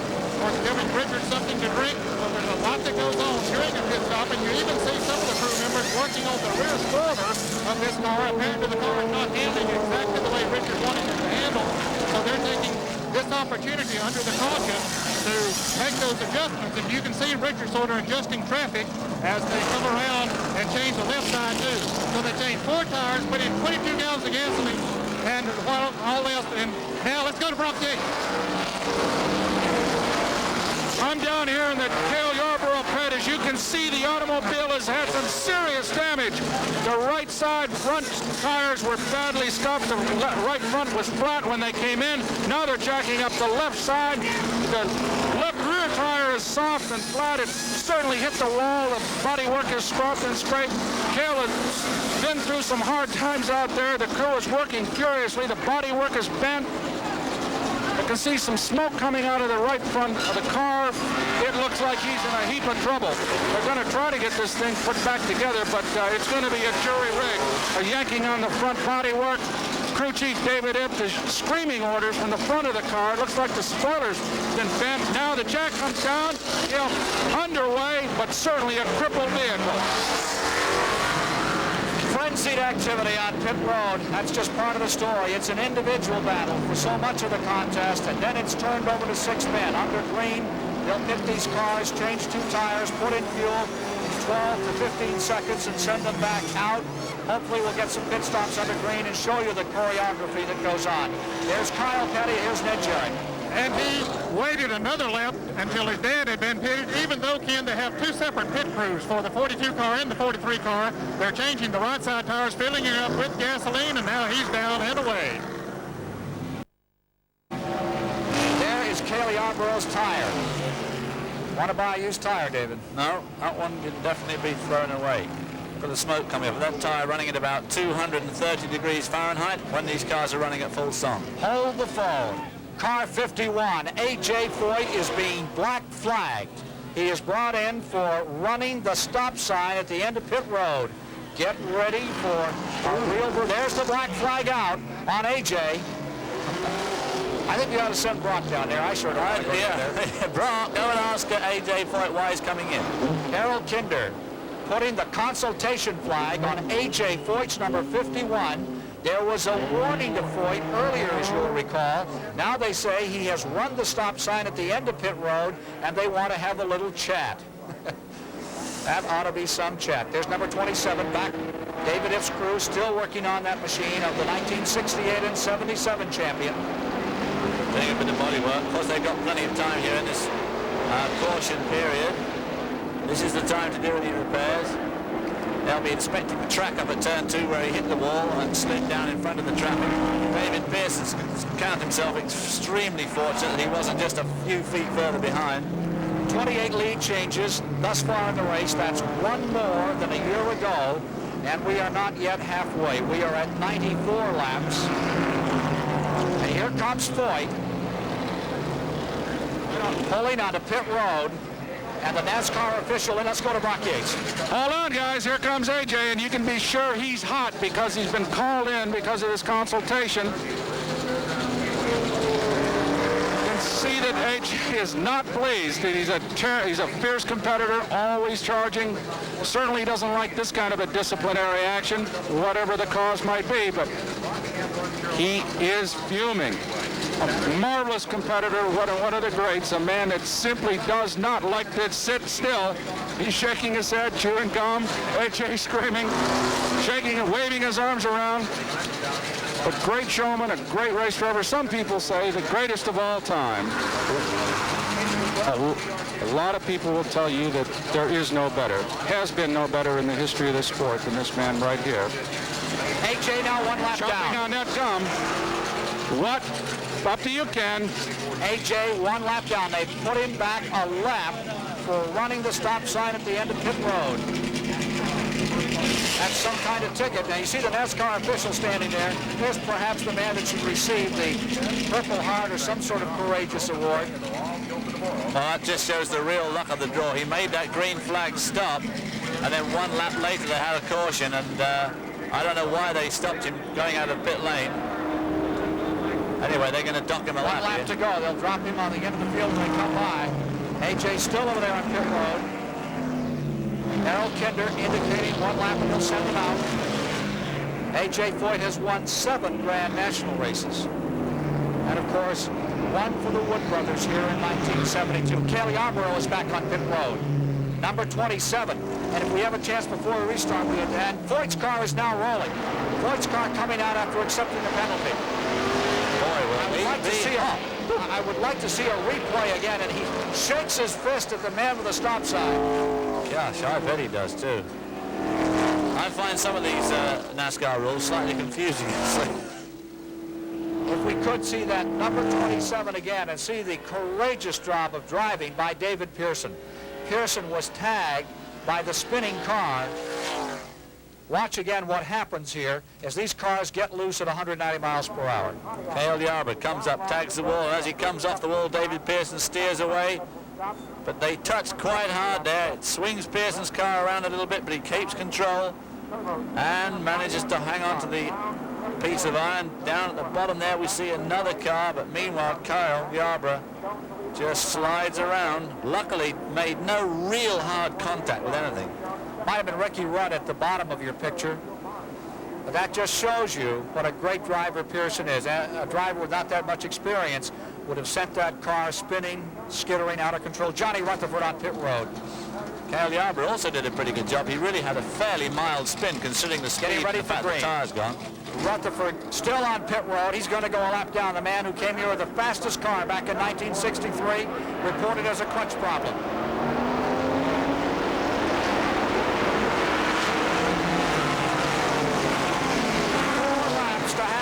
The field is back underway.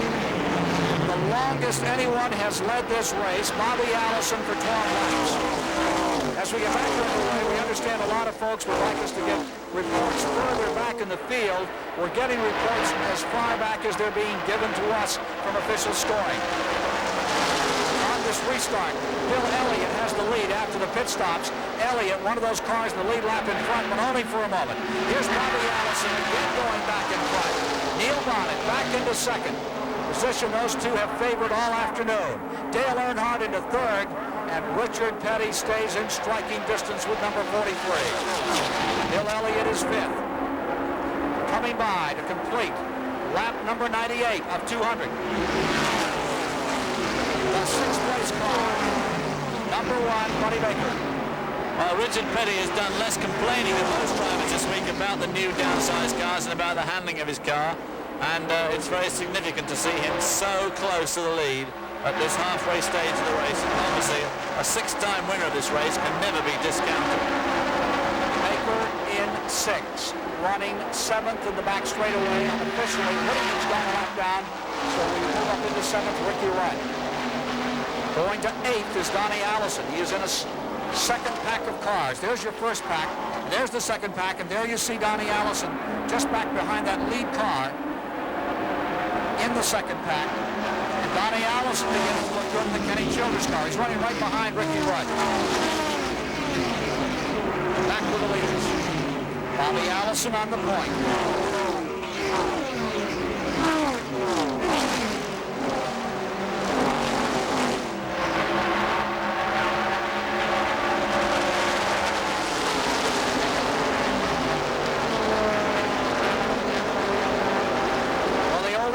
If Richard Petty is in the lead lap battling, but not out in front, halfway. Over the toolbox and go home. Let's see what's going to happen today. Here he is.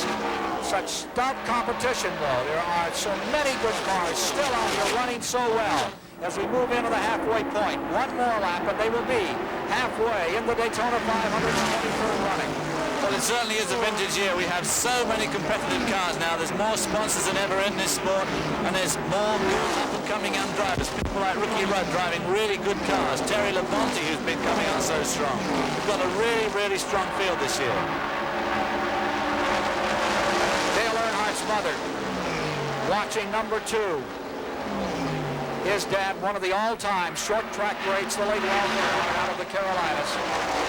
Dale at the victory dinner said the other night, I'm sure my dad is watching somewhere, and I think he'd be very pleased. I think everybody in racing feels the same way. What a tiger this guy at number 2 is. Well, you had a report that number 11, that's Darrell Waltrip's car, had sparks coming out from the right rear on the 31-degree banks. Halfway in the race. 250 miles to go. I can't recall. Recently, we've had so many cars in the lead lap at the halfway point. We'll check that in the record book for you. The race is being very well driven. Cale Yarborough having a tire go down. David Pearson again showing you why he is one of the great masters of the game. Not losing control, even though he was not at high speed. And remember, the speeds are going, these cars weigh only a pound or two, right? I mean, they'll float like soap, like leaves out there if they're touched. And there goes Bobby Allison. Talk about a guy who loves to race. And there he is with Neil Bonnet, the kid who used to sweep out the floor in Allison's garage. Allison brought Neil Bonnet along, and now they're struggling through this race, battling for supremacy. I heard he still swept it out. You see Dale Earnhardt in 3rd, Buddy Baker in 4th, Richard Petty in 5th, as the summit meeting of the Giants continues here at Daytona.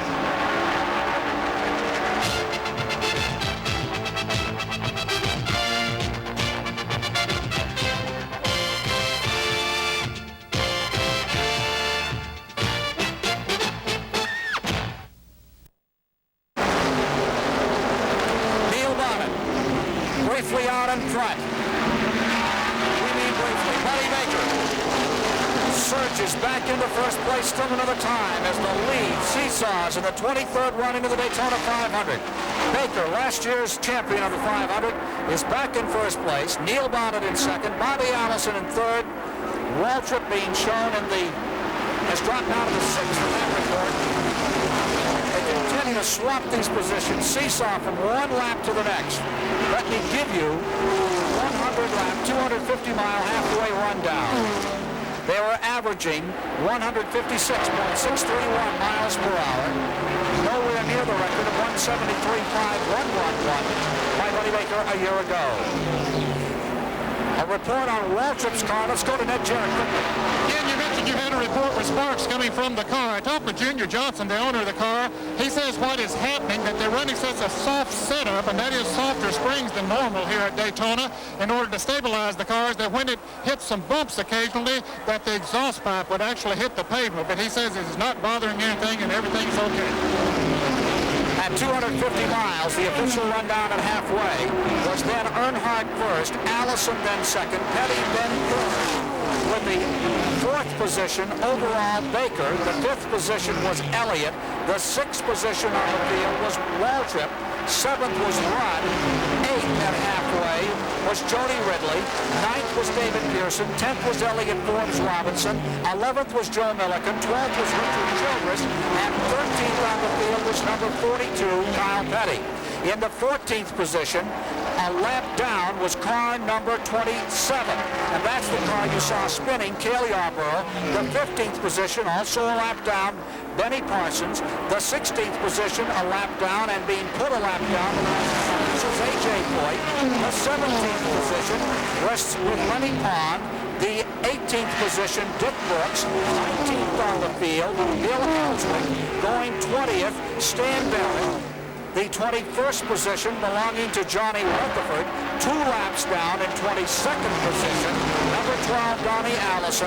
Then in 23rd was car number 93, Don Whittington, 24th, number 99, Tim Richmond, and 25th was Dave Marcus. Another change of leadership. The Pontiac going back in front of the Ford, and it is Allison in first, Bonnet in second. And Darrell Waltrip has made a significant move up to 3rd spot.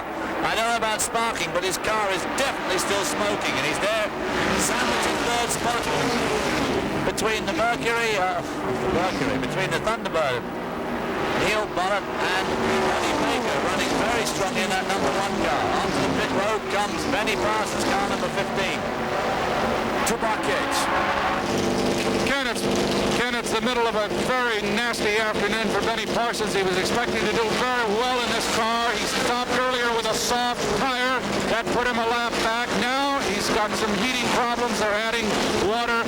The engine is now being shut down by crew chief Bud Moore. Then he's just kicked the ignition switch off. The hood's down. The race is over for Benny Parsons. Field coming back in front of the crowd,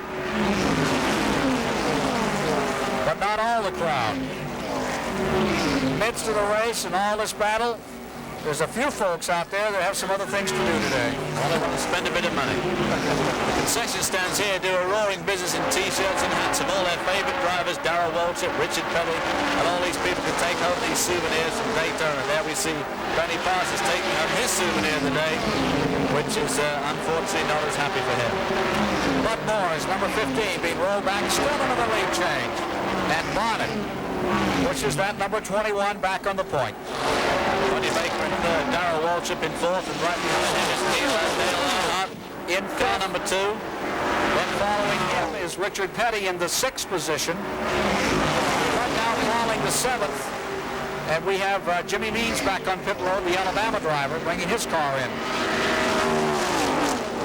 There's Means' car. They have engine problems on that one. The front of the field goes up into turn number 2. Bonnet in command of this race. Second place automobile. Looks like a waiting game. Somebody has a full house. Somebody's trying to draw to it. There's Allison back in front. What authority that number 28 meanders down that back straightaway. Although we've had a lot of lead changes in this race, it's been a very restrained race in lots of ways. The lead changes mainly been a result of the headwind and the drafting of these cars, the slight instability on the course. 8 cars continuing to grapple with first position as the field goes down into turn number 1. Number 28, Allison still has the advantage with 111 of 200 laps now complete. And you are now in the car of Richard Childress, the number 3 car coming down pit road. Richard Childress's automobile as we're trying to fire up our second in-camera car. Leader number 28, Allison at turn 2. A lot of people said when they came to Daytona, the cars to look for today, David, would be the Fords. And sure enough, that Thunderbird has stuck it out right there in the front of the draft all afternoon. Well, it has, but the other strong car all the way, of course, has been Bobby Allison. And look where he's been all the race. He and Neil Bonnet seem to be the strongest cars out there. I must say I feel a bit sorry for Bobby Allison. He came here with a very, very clear advantage, and to his chagrin, the NASCAR officials really made it easier for the other cars, and I think that's why they're keeping up with him as well as they are, quite frankly. If they'd left it as it was when he arrived, I think he'd be long gone. With 112 laps complete, we still have 13 cars in the lead lap of the Daytona 500.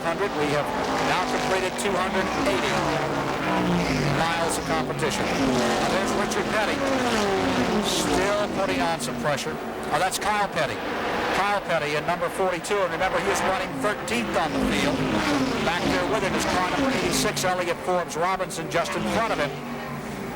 Well-known sports car driver. The camera car number 3 is going down. Richard Childress's car being pushed backwards, and that is going to be through for Richard Childress this afternoon. Bad break for Childress, who was off to a great start this year, had run up in front in much of the race at Riverside, California, the Western 500, and here today is retiring in the 113th lap.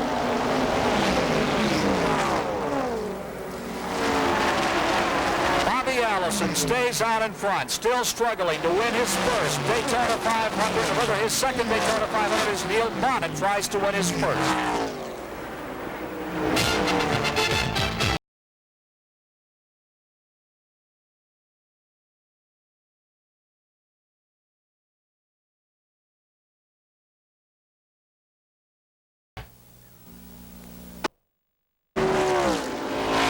This portion of the 1981 Daytona 500 is sponsored by Levi Garrett Chewing Tobacco. That fresh Levi Garrett flavor is always a winner. Lowenbrau. When it's time for the taste of a truly great beer, let it be Lowenbrau. And by STP gas treatment and STP oil treatment. 117 laps complete. Report is that Walt Waltrip's having some problems with car number 11 and is slowing down. There you see the Junior Johnson car. The last few laps have been turned consistently at 47.7 seconds, averaging 188.482 miles per hour. One of the favorites for this race is still trying to get back in it. He'll be laps down. But let's get a report right now on Benny Parsons. In the garage area, still in the car. The Bud Moore crew is replacing the radiator, Ken. Benny, a little unusual that you'd have a radiator. What happened to it?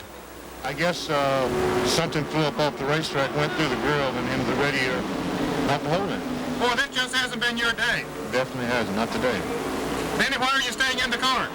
Well, we're going back out, so it shouldn't take more than 3 or 4 more minutes, and I'll be going back down the racetrack. Of course, they would go back out, of course, to make as many laps as they can and gain as many points as they possibly can, because he will be a contender for the national championship this year. 6 cars running 1 6/10 of a second apart here in the Daytona 500 for the lead.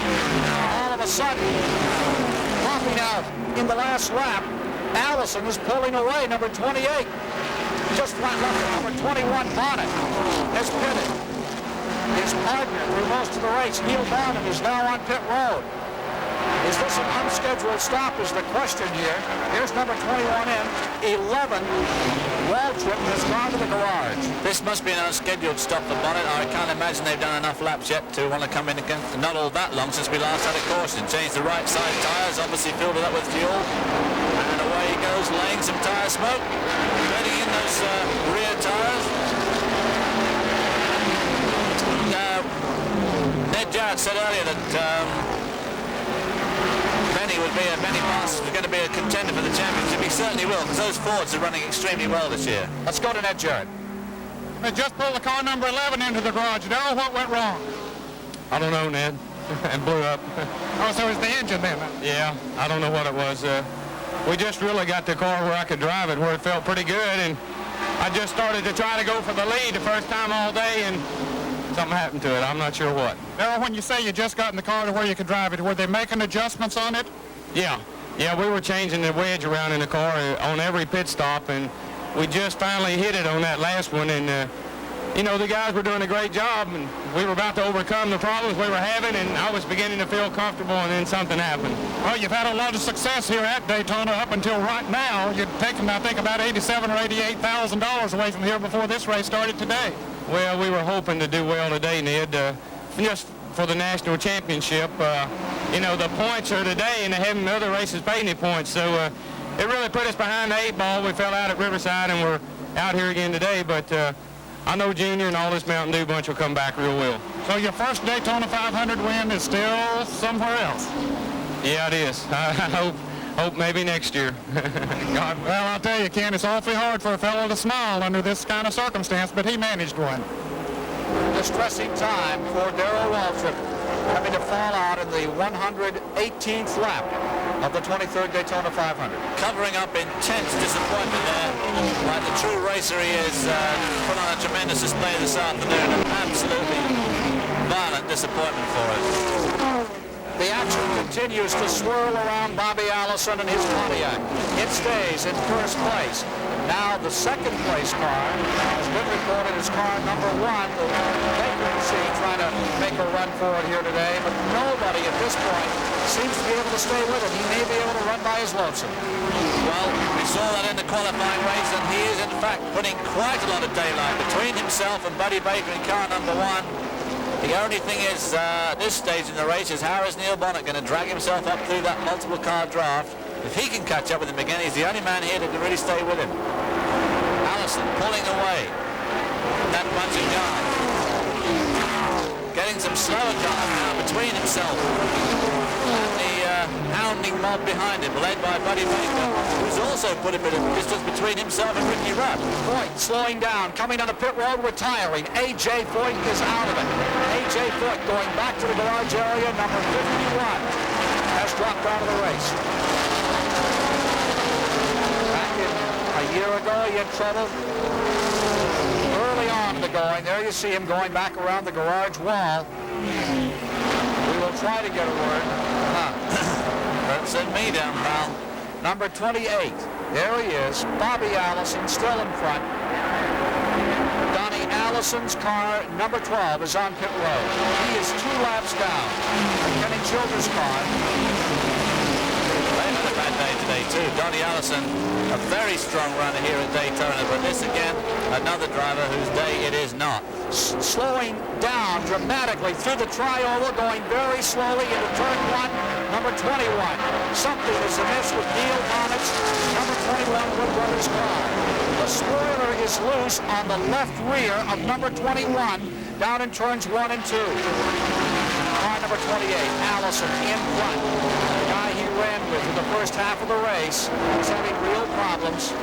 There you see the second turn as we await number 21 to come around. Presumably it will be pitting the next time by. There is number 21 in the back straightaway, well off the pace. Oh, you can see the spoiler on the left side of the trunk lid seems to have come off.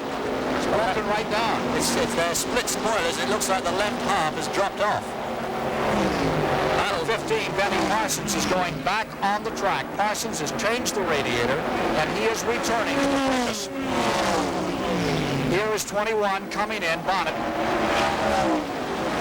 Now they've been fiddling about adding the odd half-inch, and he's pulling into the garage area. All of a sudden, just past the halfway mark in the race, the attrition rate continues to climb, and going back to the garage area, Neil Bonnet. Now all the spoilers. Oh yeah, you see the spoilers lying down on the back there. Well, they've been fiddling around with the odd half-inch, so you can imagine what half of the whole spoiler would do to the handling. There's Ned Jarrett walking over to try and get a word from Neil Bonnet.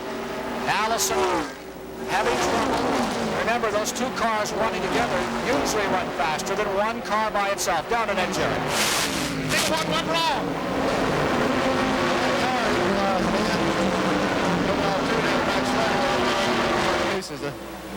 I was out in the fast lane, I couldn't get in, and the car just virtually shook to pieces. The clutch lever messed up. I was trying to get it in gear going back out, and it's tore the clutch linkage or something off the car, and the clutch is just slipping. The car right now is just shaking all over. When that tire equalized, just about came off the ground, coming off too over there. Part of your rear spoiler has moved down and is out of place. Did that cause that? Well, Ned, I don't know. You know, when that tire blew up, the car had been getting a little bit harder to drive. I saw the spoiler down, but the car was just running so good, I didn't know what to do. You know, the Wood Brothers, Purelator. But when that tire equalized, it just virtually shook this thing to pieces. I couldn't even see where I was at. And it's just a heck of a note as good as the car was running. Well, I know your dad watching back home. Sorry to see you out of it here. Well, Dad, you know, we'll get them next time. Now back to you, Ken. And next time for these people comes 1 week from now, when these same stars go to Richmond, Virginia to run on a half-mile track, much like where it all began. The Daytona 500 continues in a moment on CBS.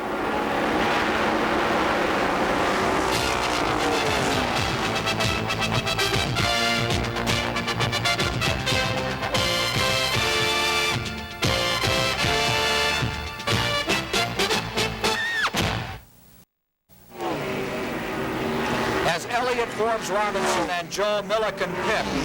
The cars move into the 132nd lap. When they come by next time, they will have completed 330 miles, 68 laps, 170 miles to go. We still have more than 10 cars in the lead lap. Breaking away from the field, there you see the distance is Bobby Allison way down into turn number 3, and then a tremendous battle for second place. But Allison is beginning to draw away.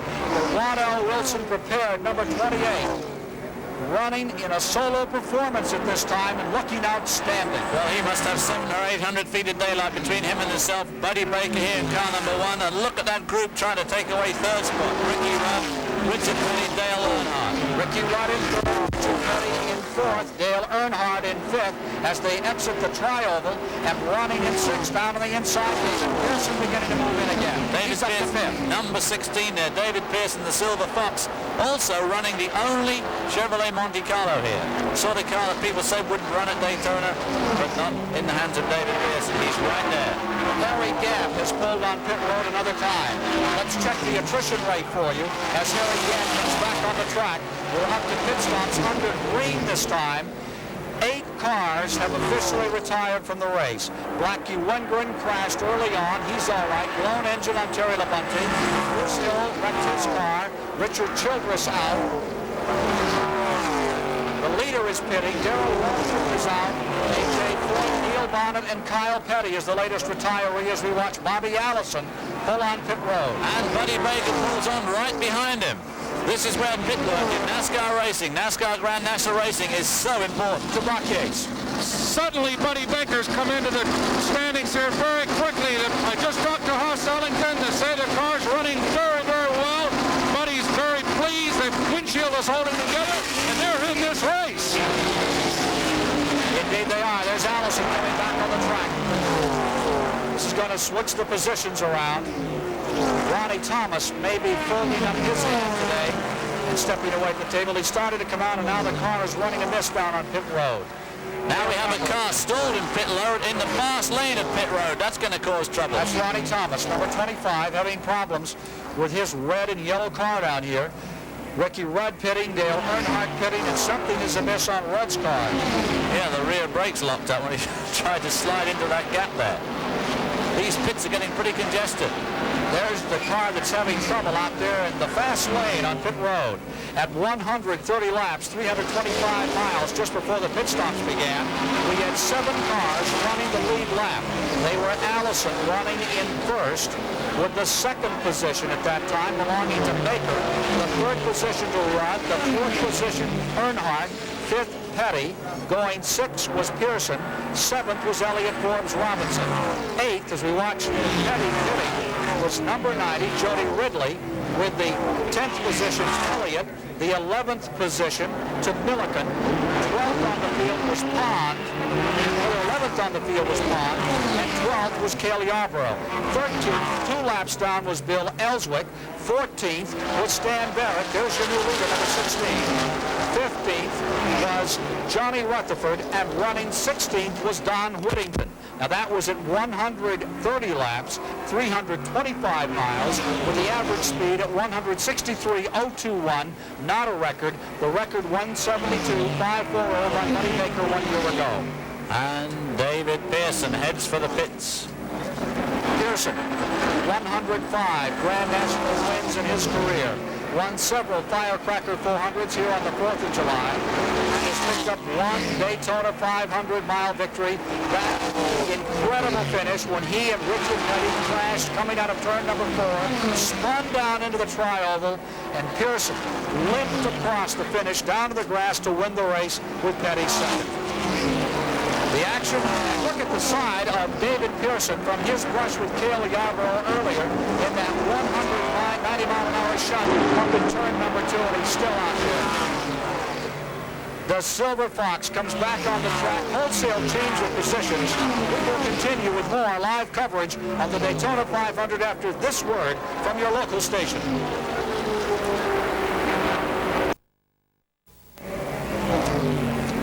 We're back with you live in the 138th of 200 laps. Allison is back in front of the Daytona 500 with the second spot belonging to David Pearson right behind him, and third is Buddy Baker. There's been a switch of positions. Baker has now fallen back, and Pearson is right in the midst of the hunt. Let's go down to the garage area now with Supertech's A.J. Foyt. Ken, we're just about ready to get A.J. to come out.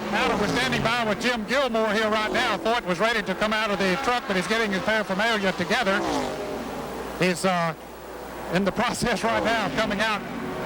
Let me just go up and get to him. A.J., what went wrong out there? Well, actually, Ned, you know, I guess we broke a valve spring. We lost the cylinder there, and I still ain't figured out why they called me back penalized. You know, 2 of us going out to pits together, David and I, and the guy stopped up and put the sign between us and expect me to stop, I guess. A.J., how was the car handling out there? There's been so much talk about these cars this week. Well, actually, mine, the 125-miler, Ned, was beautiful. Today, I just had too low of a gear. I think that's what's going to happen. You're going to see a lot more of these cars blow up. They just turn them too tight. I was turning between 76, 7,700. You can do that for 300 miles, and I run just a little over halfway. And that's one reason I was trying to baby it and still keep up at the same time. And we just out-engineered ourselves. We were sitting in pretty good shape, I felt. Well, Ken, that probably answers the question of why so many cars going out all of a sudden here. Maybe that low gearing, turning in those high RPMs, and certainly will take its toll. The only man to win the Indianapolis 500 4 times, and also winner of the Daytona 500 here, but he's out of it now. reveal the history of this time in years to come. That's the man they're going to be talking about, A.J. Foyt. Won in anything he ever drove. They took him to Le Mans. He did a magnificent job for Ford there. He won Indianapolis. He's won here. If you really want to see him at his best, you need to see him in a sprint car or a midget. He was incredible and still is today.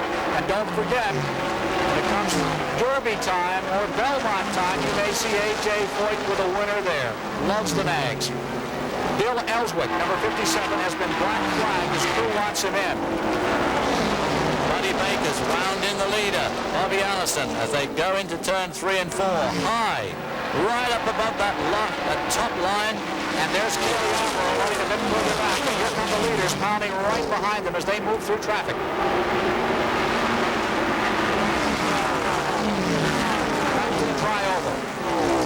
And Allison, he had a friend out there as an adversary for the first half of the race. Don't ever get us wrong. Allison would lose all respect for Neil Bonnet if he didn't run him hard every inch of the way. But they worked a lot together, and I'm sure those two were hoping to break away from the field. James Hill, Inman, South Carolina, coming on pit road. And here are the leaders on the back straightaway. Lenny Pond, number 68, being lapped by Allison. Edward Pond is doing well. He's up in 11th position at the present time. The leaders pouring through turns 3 and 4. Look at that bump and how it hits that right front tire. Yeah, they're coming up to lap these slow cars, not quite sure what to do with themselves. Bobby Allison wants to go around the high side, which he does. Baker behind him, and right behind Baker we see Harry Gant. Harry Gant's had some really good laps in today. He's running very strongly, but unfortunately he has to keep on stopping. And of course that's no way to win a race. Baker in second, and there's Kelly Yarborough about to go a lap down, and in third spot now. That 47 car is not the official third car. Here's Baker making a move. They're going to go by Yarborough inside and outside of the back straightaway. The meat in the sandwich, as it were, and Buddy Baker takes the lead. And look how high Baker gets, right up to that line and above it. Breathtaking action here live in the Daytona 500 as Buddy Baker, last year's winner, now driving for Haas Ellington. Puts an Oldsmobile out in front. Pontiac dropping to second place. The third position overall as they come around is David Pearson. Baker in front. At this stage of the race, the cars begin to loosen up. By that I mean they don't respond as well as they did earlier in the race. Most drivers don't like it. But Baker in car 1 told us at this stage of the race, it's an advantage.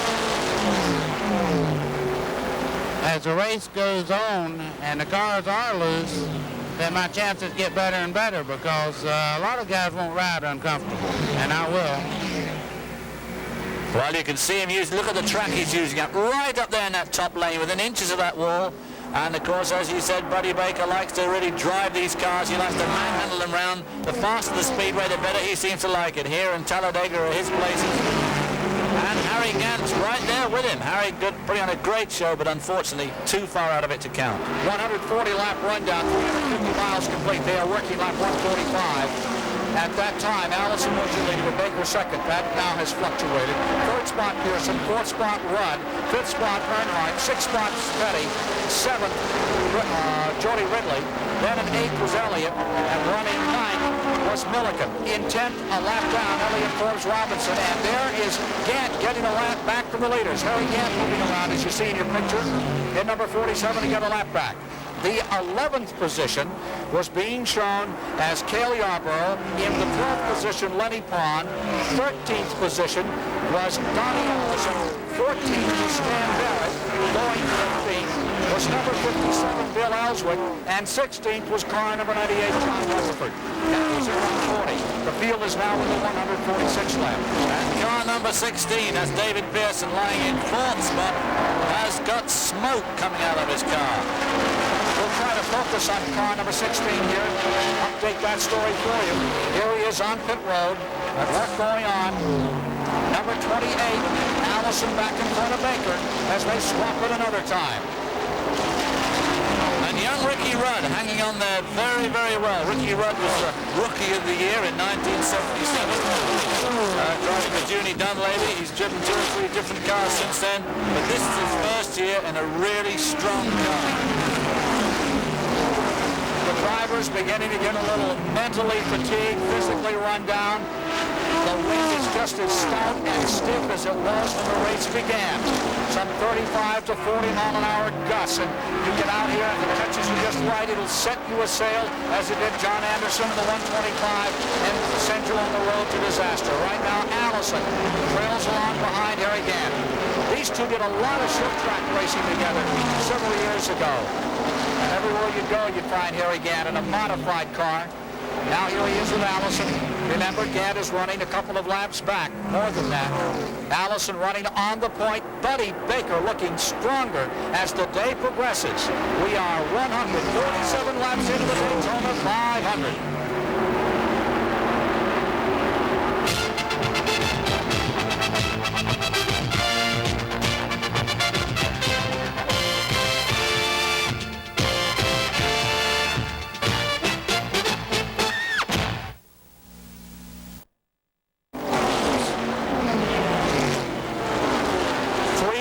Of the distance has been covered. 125 miles remain. David Pearson's car has retired. Number 16 has gone back to the garage area. Ned Jarrett is with him. Well, Ned, I guess it dropped a valve or something because I was running off a good and I started down the backstretch and all at once I noticed it was slowing down a little bit. Everybody was passing me and I looked back and I guess it was water coming out and Dale Earnhardt was pouring and by that time a valve let go. David, you told me the other day that these cars were the worst that you had seen. Have you changed your mind, or how was it out there today for you? Well, we changed around, and NASCAR let us move, get a little bit bigger spoiler. And since we done that, we got the car where it was working pretty tight. Looked like you was having fun out there. Well, I was. Anytime that you're handling good and running good, you're having fun. But when you're not, you don't feel too good. Had to be thinking you had a good chance to win this thing. I did. I felt real good. Right before that, I come out of the pits, and they had a real good pit stop. The boys, changed tires real fast. And I came out right in front of Bobby, and I drafted him, and I passed him going on the backstretch. So that made me feel good. I know that at least I could drive by him and win the race. Well, he wanted to be the third man to win this 500 more than once, but it won't be today, Ken. Tim Richmond, Rookie of the Year. 9th place finisher there in car number 99 for this race, has lost an engine, his car being pushed in. Rookie of the Year, Indianapolis. 500. Last lap at 190.759 miles per hour, and another long walk for Tim Richmond here at Daytona. Allison has the lead. We're in the 153rd lap at the present time, 382.5 miles. Right behind Allison in that Pontiac comes Buddy Baker. Allison trying to break the drop there, going right down the apron on that back straight. Let's check the attrition again at the race. And there you see the first that we have a total of 10 cars officially reported out. Look at Childress Hill. Darrell Waltrip's gone. AJ, Neil Bonnet, Kyle Petty's car is out. But his dad's is running stronger. And the latest retirees are Tim Richmond and David Pearson. And notice that Richard Petty is running third behind the Harry Gant car. And he is in this struggle. And as this track gets slipperier and the seconds continue to tick off toward the finish, that Petty car usually gets tighter and stronger and runs better. Looks like Petty may be a factor in this race. That would be just unbelievable if Petty could ever pull off a 7,500. His family, with Lee winning here in 1959 and Pete Hamilton winning here in 1970, 8 wins in this 500. Closest, Cale Yarborough with 2 to that mark. Everybody else has had a solo performance in victory lane. Looks like Benny Parsons is back on pit road, David. Yeah, Benny not having a good day at all, and he's pulling over onto the grass. I think he's decided to make a U-turn on pit road. Well, that's a bit of a dodgy move, I should have thought. Maybe he's decided to take it straight to the garage. That's just what he's intending to do. I would presume that Mr. Gazaway would have a few words about that. Boy. 150 laps, 375 miles, and here comes Baker on the outside. Buddy Baker's trying to lead again, and it's wheel-to-wheel racing in turns 3 and 4. Allison on the inside, Baker on the outside. Averaging in the last lap 190.672 miles per hour. Baker's going out in front. Allison's car looking a little skittish for just a moment there, David. Yeah, they're all going. You can see them bouncing as they come through that turn 4 there. Harry Gant still hanging in there. Richard Petty right behind them. And old Ricky Rudd, or young Ricky Rudd in car number 88, as well. He's just got him at this stage. And running in the 5th position, number 2, Earnhardt. What a coup that would be for young Ricky Rudd if he was able to win this race, but he's going to have to pass some pretty experienced guys to do it. Here's Gant trying to get a lap back another time. He is at least 2 laps down. He must be a long way now. At 150 laps, 375 miles, it is an average speed of 165.059, which is far away from Bobby Allison's mark in 1980 of 174.014 at this point of the race. Bobby's brother Donnie has just pitted and come back to the track. The standings, as Gant gets back out in front, 28, Allison is again your leader. Baker is in second. Penny is in third. Rudd is fourth. Earnhardt fifth. In sixth is Jody Ridley. Seventh is Elliott. A lap down in eighth is Milliken, with ninth position belonging to Elliott Forbes-Robinson. 2 laps down in 10th is Lenny Pond. Here's Allison up in front, going around Gant again as they sort it out in that picking up a lap, losing a lap situation for Gant. 11th position harbors car number 27, and Kaylee Arborough's back there. Then 3 laps down is car number 12, Donnie Allison, with number 22, the leading rookie in the race. The leading rookie in the race, Elliott Forbes-Robinson. The second best rookie is the 13th position, which is Stan Barrett from Bishop, California. Barrett is running 13th overall in the field. The 14th position is Bill Ellswick, and 15th overall is John Rutherford. Bobby Allison still in front, and still looking like he is building sterner stuff with his car than some others out here today. But Buddy Baker has been flexing some muscles of recent as we move into the last quarter of the race. Let's go to Ned Jarrett down on pit road. Ken, I'm still in the garage here. As you know, I've been spending quite a bit of time here as the cars are going out of the race at a quick rate now. We have 13 cars that are out of the race. You can see some of those in the background. They had to just park them and call it a day, and the latest one was Benny Parsons. He pulled it in here. Remember a little earlier, he had a radiator problem to change that radiator. It's still the one they put on there did not do the cooling job, so he had to just pull it in and park it for the day. So it looks like the pace they're setting out there is really taking its toll, and it might even pick up as the afternoon goes on. 43 lead changes thus far in the race. Here's Baker going underneath there again, and he'd like to make it 44.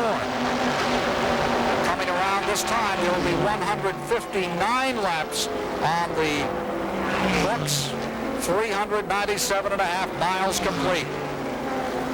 There's Ricky Rudd in number 90. He is running in the 6th position. Jody Ridley in number 9. Here a year out of Jody Ridley, correct. Driving a car like Neil Bonnet's and Benny Parsons, but they don't seem to have been able to get quite the speed out of their car. But the other 2 Fords, I thought they might show a little bit more form here. But I'm informed by Judy Dunleavy, his crew chief, that he's just going to hang in there. And in fact, he is in fact hanging in quite well. He's running in 7th spot. Here is Baker pulling up on the outside of Allison as they lap Jody Ridley going to turn number 3. Richard Petty still maintaining 3rd. There you see him behind Baker.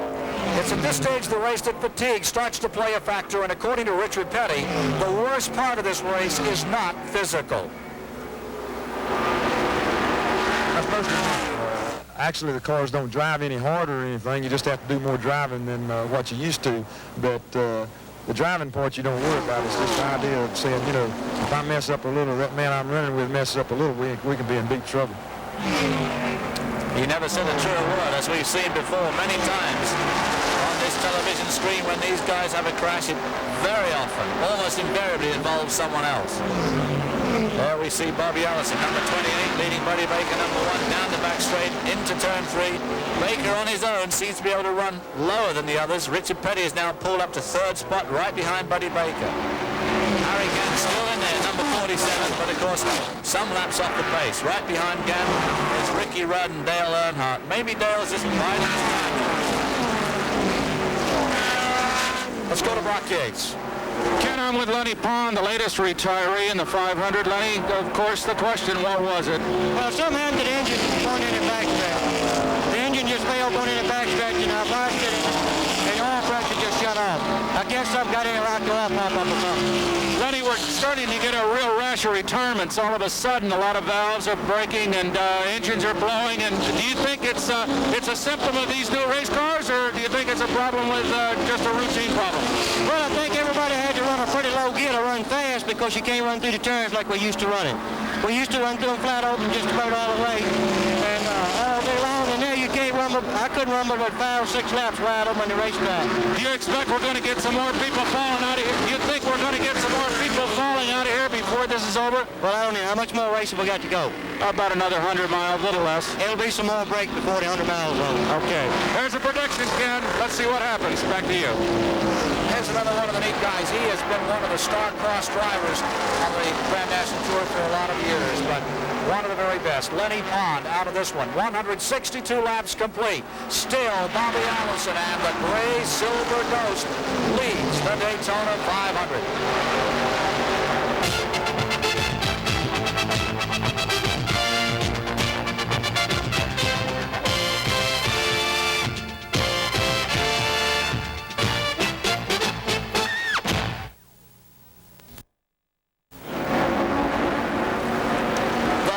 Changed for the 45th time. Buddy Baker is now in front with Bobby Allison in second. They've got 46 lead change as they move towards the record for this race. We'll give you that in a moment. Baker back in front, Allison in second, and Richard Petty stays third on the field. Don't forget our next flag-to-flag coverage coming to you on CBS will be Sunday, March 15th, 5 to 7 o'clock Eastern Time. The first race for the World Championship Formula One this year. It'll be live from Long Beach, California. We hope you can be with us. Back here is another lead change.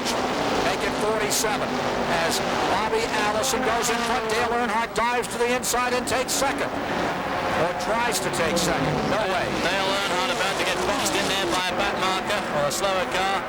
Dale just having a go here to see where the run-up point's going to be, because he's obviously going to want to try to win this race. He's been hanging around there in fourth spot, just a few car behind the leaders. Now he's going to try and take it for a few laps, just to see what it feels like out there.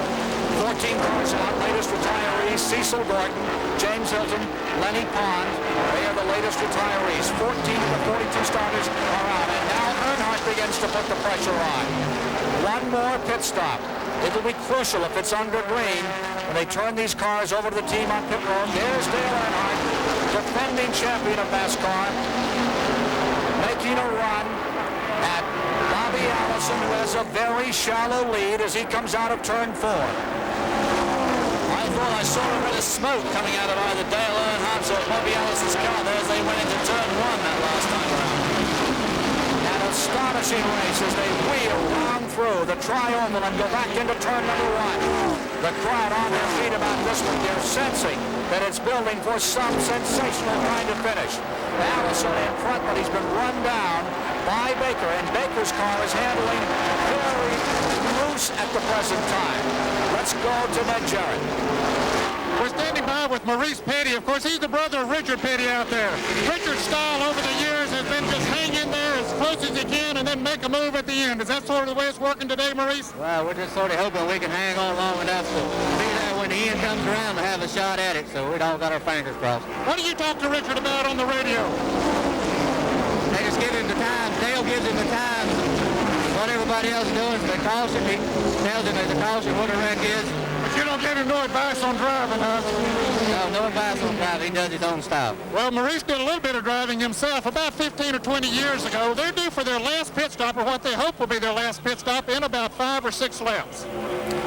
Elliott Forbes-Robinson pitting car number 86. Back straight away. There's the Pontiac out in front. There's Elliott Forbes-Robinson on pit road. Next time by, 30 laps to go. Only 30 laps remaining when they wheel through the tri-oval. This time through, 170 laps will have been completed, and there will be 75 miles running to the finish of this $770,000 race. Passing flag is out. Kinder waving the blue flag. That's the passing flag. Trying to keep those slower cars down.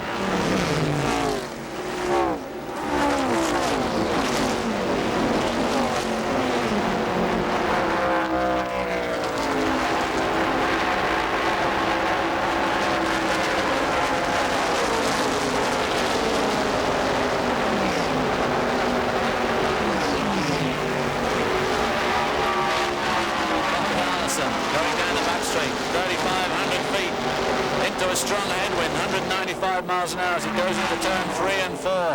Running high there, but not as high as Buddy Baker, following in second place in that red car number 1. And Harry Gant in car number 47 is still hanging in there with this leading bunch, although he himself is some laps down.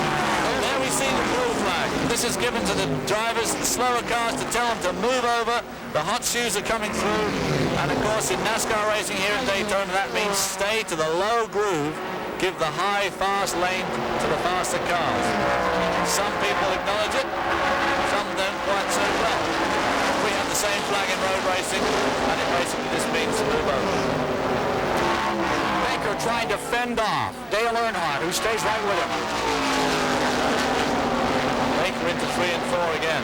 Richard Petty just waits back there for something to happen. Remember what happened here 2 years ago?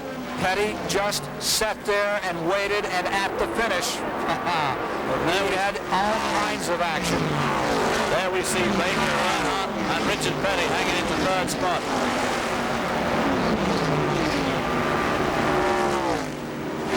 Baker in second, Earnhardt in third, Petty in fourth.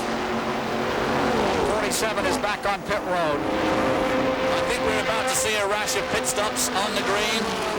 They're just about coming up to the right amount of laps, 172 laps down. They must be ready for a pit stop within the next 3 or 4 laps at the outside. So we're going to see some really heavy pit work, because this is going to be the last scheduled stop. This is definitely not a pit stop to mix up. Next pit stop should be the final one in this race if there is no yellow. Next pit stop should be the last one. Just outside our booth, a man is watching this Pontiac with more than just passing concern. That man there, one of the most famous people in American motorsport, that Smokey Yunick, 1962. He built the car that won the pole, won the semi-feature, won the Daytona 500. Smokey Yunick, who took it all with Fireball Roberts driving, watching this Pontiac today. He hasn't been here for a few years. I don't think a lot of us will forget when he brought Curtis Turner here. They went nearly 180 miles. They did go over 180 miles an hour. First time. That was the guy, Smokey Yunick, to put those cars together. And here's a resident of this town, and there we see the leader, number 28, coming into the pits. We assume this is a regular stop for him, but this is going to be the final stop. He seems to be going awfully slowly to me. He is running slowly coming in. He slowed down very early. Earnhardt has come in front of him. Baker has come in front of him as he really came off the binders. Now he picks up speed and pulls down in.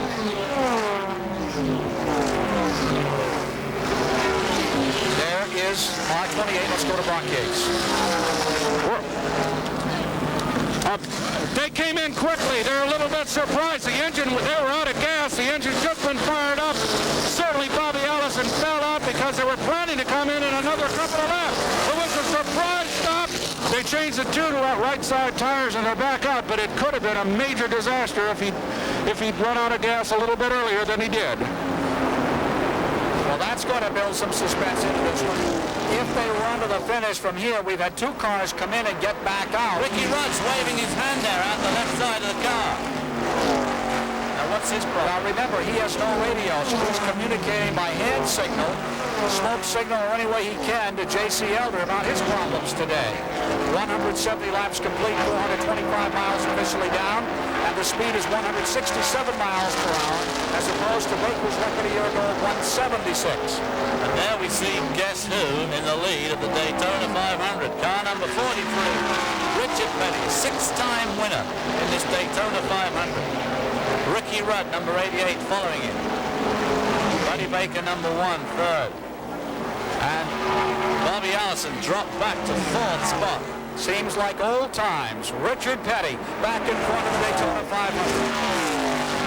Ricky Rudd pulling on pit road. Coming in for his stop. He has been running second. He had 5 cars running that lead lap. Rudd was on the tail end of it. Yes, I'm right here. Let's go to Brock. Ricky Rudd into this green flag stop. They're making a right side tire change and back underway. Everybody has made just 2 tire changes, so it looks as if the status hasn't changed appreciably other than that coasting stop that Bobby Allison made. Let's see if he can get it back. Let's see if Richard Petty will come in this time. Looks like he's coming down. He He is getting ready to come on pit road. Richard Petty, the 6-time Daytona 500-mile champion, is on pit road to Ned Jarrett. One of the fastest pit crews in the business. Dale Inman, the crew chief on this car. Maurice Petty, his brother, directing the traffic here as they go to work on the rocks. They're not changing tires. A change of pace here for the Petty crew. They're only adding gasoline and in the way. A very quick pit stop. What strategy? We'll see how it works. 176 laps complete. Up front, the battle for the lead. Number 1, Buddy Baker, commanding 88 and 2, staying right there with him. 43 has pitted. Number 1, Allison, has some catching up to do. Well, Richard Petty took a chance there. It took 6.8 seconds only to put gas in. And he has maintained his lead even with the pit stop, and he's got about 1,000-foot, 1,500-foot lead on the group racing for second place, which is Buddy Baker, Ricky Rudd, and Dale Earnhardt. Behind them, trailing them by another 800 to 900 feet, is Bobby Allison, number 28, who has led more laps in this race than anybody else. Let's get the interval now. Back to Bobby Allison. There's Petty back on the track. What a difference that stop made for him as he did not change tires. The crew's using various strategies to try to get the cars home from here. Leaders coming around and enjoying first place as they come back into the tri-oval. Another time, it is Ricky Rudd in second, Earnhardt in third. Then it's about 2 seconds back to Bobby Allison running in the next position. Correction, 43, your leader, then the battle with 88 as he did not take on tires. Petty maintaining first, all by himself. Question being, can he stay there till the finish? Well, if he runs out the race now, he's got another 23 laps to go, and he's already done about 30 laps on those tires, so they'll still only end up with about 50 laps on them, which is no real problem. They won't wear out, but they just won't be quite as quick as the tires on those new cars. Can Petty run this set of tires to the finish and win the 500? We'll know shortly.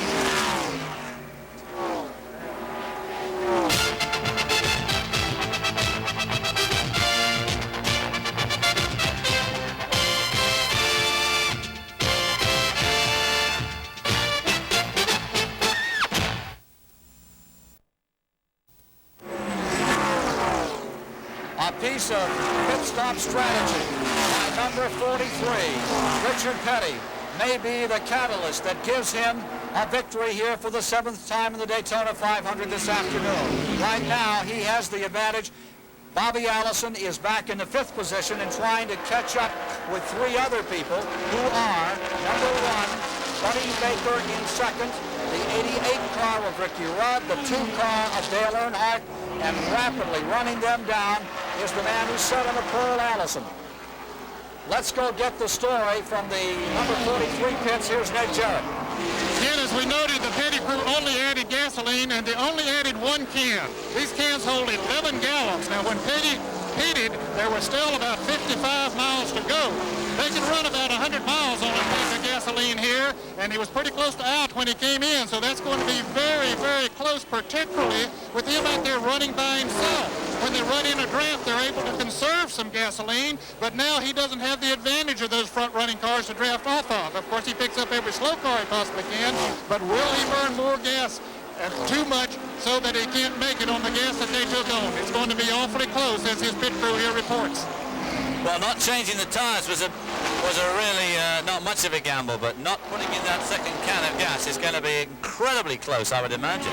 And the interval is 9.6 seconds between the first car and the second car of 88. So he is, in fact, pulling away from that second group because it's gone up from 8.7. Here's the second place battle. Out they come from turn number 4. Down to the line, Petty taking a tremendous gamble to try and win this 500. So that's Ricky Rudd, Bobby Allison, Baker and Dale Earnhardt, and Allison wound them in from about a 3.5-second deficit in 4 laps. It just gives you the idea of the strength of that car of Bobby Allison's. That Pontiac of his has worked so well all the time, and just look at him actually pulling away from that group as they draft. Now, can he on his own wind in Richard Petty, who's got half a length of straightaway on him? 183 laps, 17 laps to go. Petty in front. The interval expands a little, David. does. Again, it's gone up to 10 seconds now. But Bobby Allison is leading that group now. Can he, in fact, help to wind them all back up to the back of Richard Petty to make this an incredibly close finish? And, of course, as far as Richard's concerned, he may not even make it to the finish. Checking the interval between the first and the second place car. 9.8. The interval between Richard Petty on the point, number 28, Allison. We've seen some very good driving this afternoon. There's no doubt about it. These cars aren't to exceed. This is reflected in the low average speed, compared to last year. They are difficult to drive. Everybody's kept their head very well. And Ricky Rudd in particular has put on a great display. Look at Richard Petty, right up to the wall. Uses that wall like a handrail as he comes down into the trioval another time. Richard Petty. Let's review back. In the 6th position at this moment is car number 90, Jody Ridley. In the 7th spot is the number 9 of Elliott. Then a lap down is number 75, Milliken, in 8th. Elliott Forbes-Robinson is 9th, and we have an update on that report. At the present time, they are now showing in the 6th position Elliott, 7th position Ridley, 8th position to Yarborough, 9th position to Milliken, and 10th position to Stan Barrett in the Hal Needham car. The 11th position to car number 57, Dale Ellswick, and the 12th position belongs to Donnie Allison. 167-mile-an-hour average as Richard Petty rolls the dice pretty hard against the concrete, gambling it all to win this Daytona 500.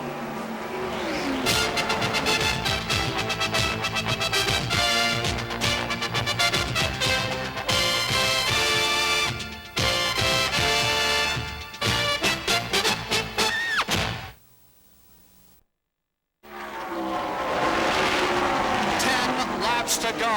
Richard Petty's lead is decreasing.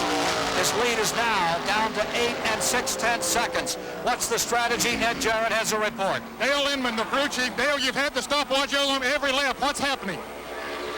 Ned, we're running pretty good. We're pretty well holding on. We've lost about a second to him in the last 4 or 5 laps.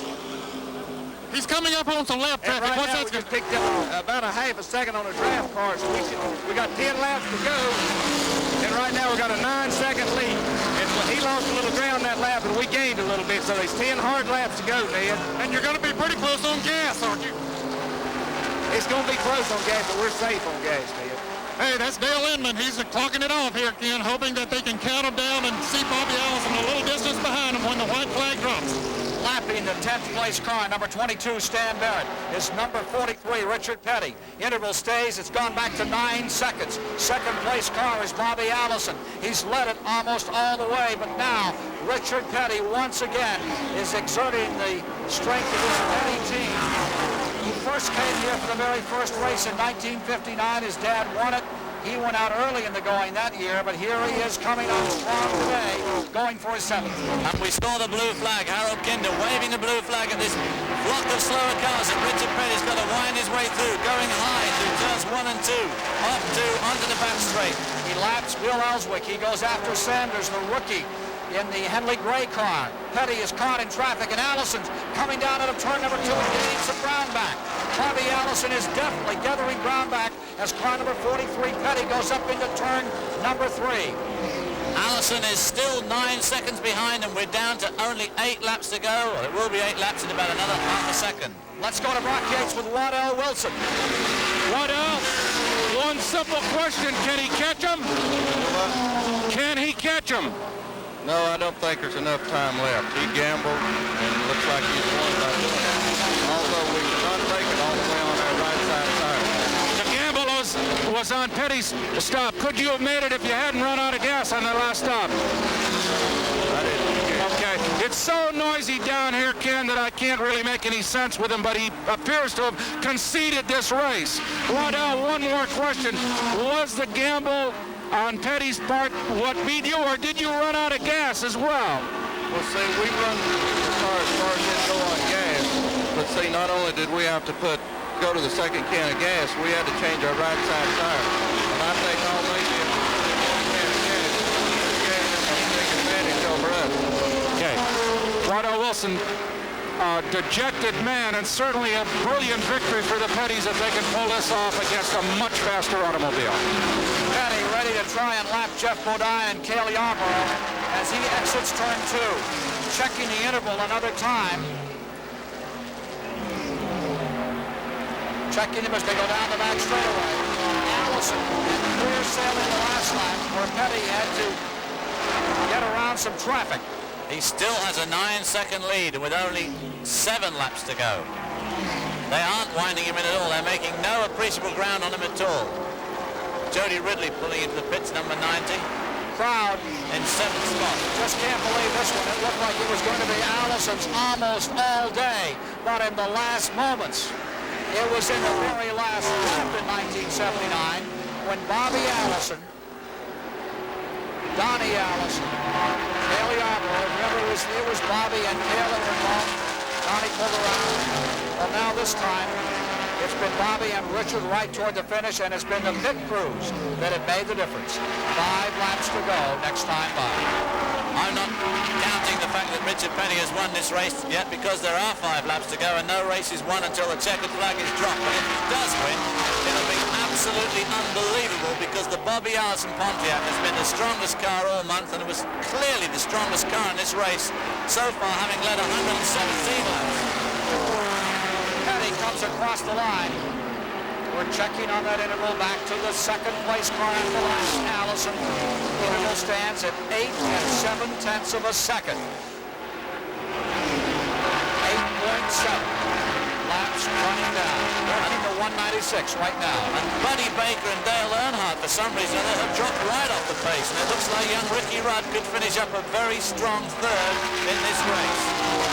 A great race for the Gardner brothers. Richard Petty sitting in there, looking unconcerned in that close-up shot, but just look how high he gets in the middle of turn 3 and 4 there.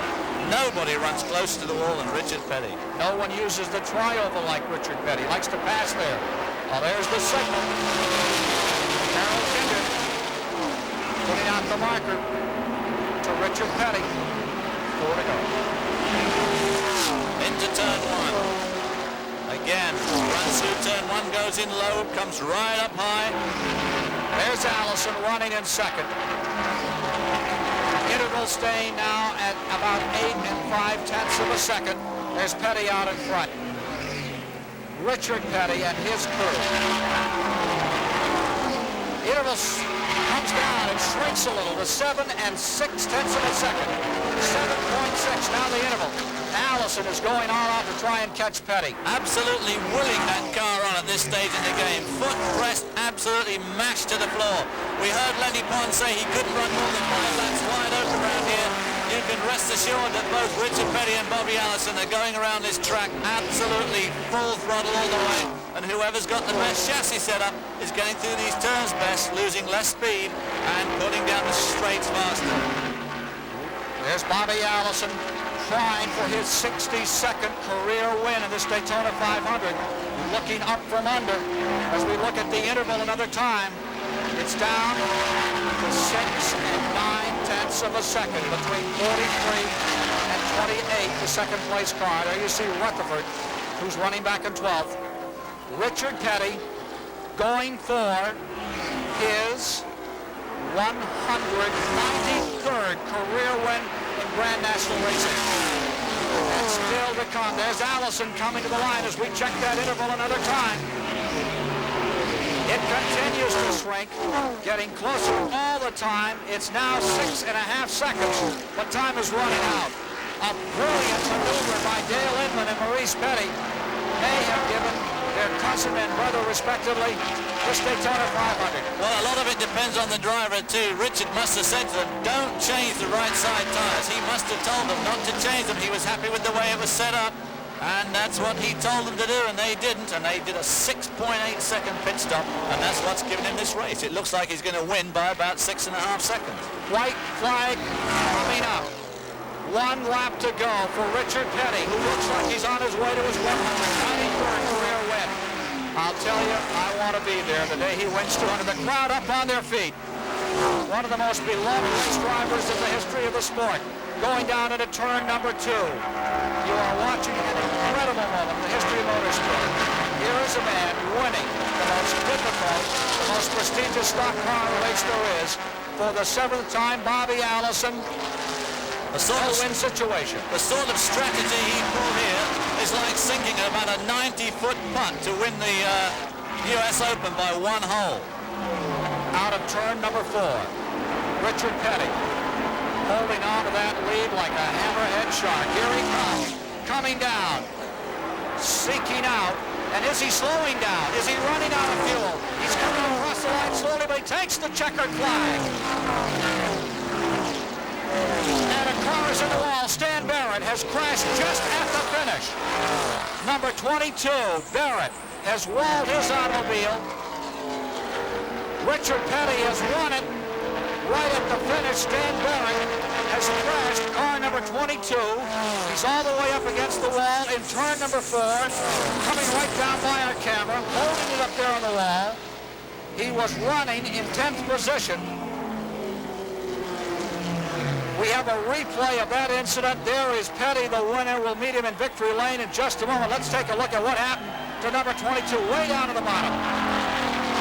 He got on the apron at the bottom of the bank, and that's just absolutely fatal. Sends him straight up into the wall. It looks like it already hit the wall once and sent him down to the bottom.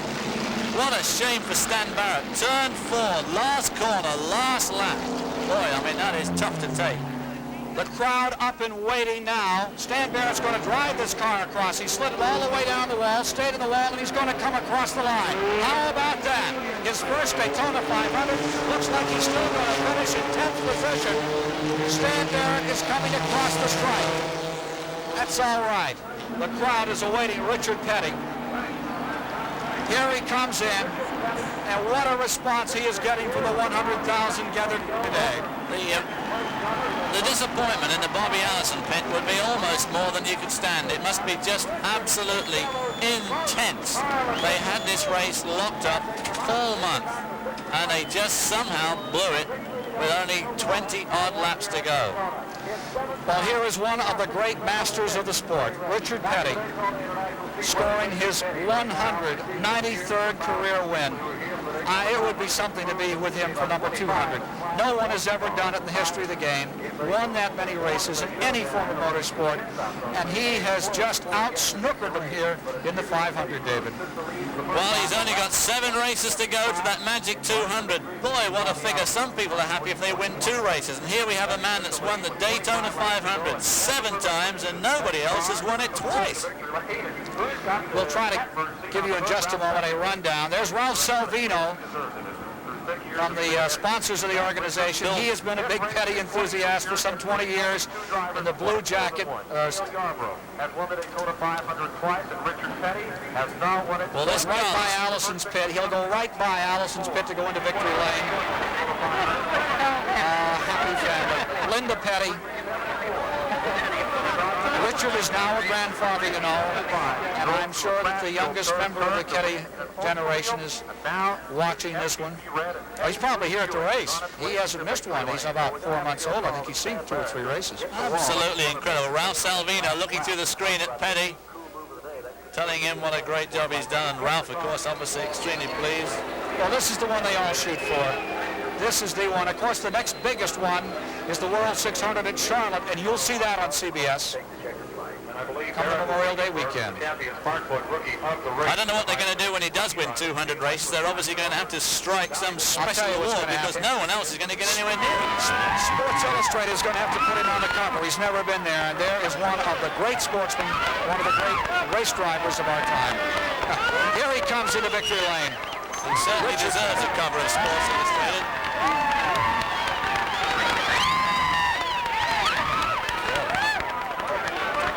Trying to get down to victory lane to get a word with him.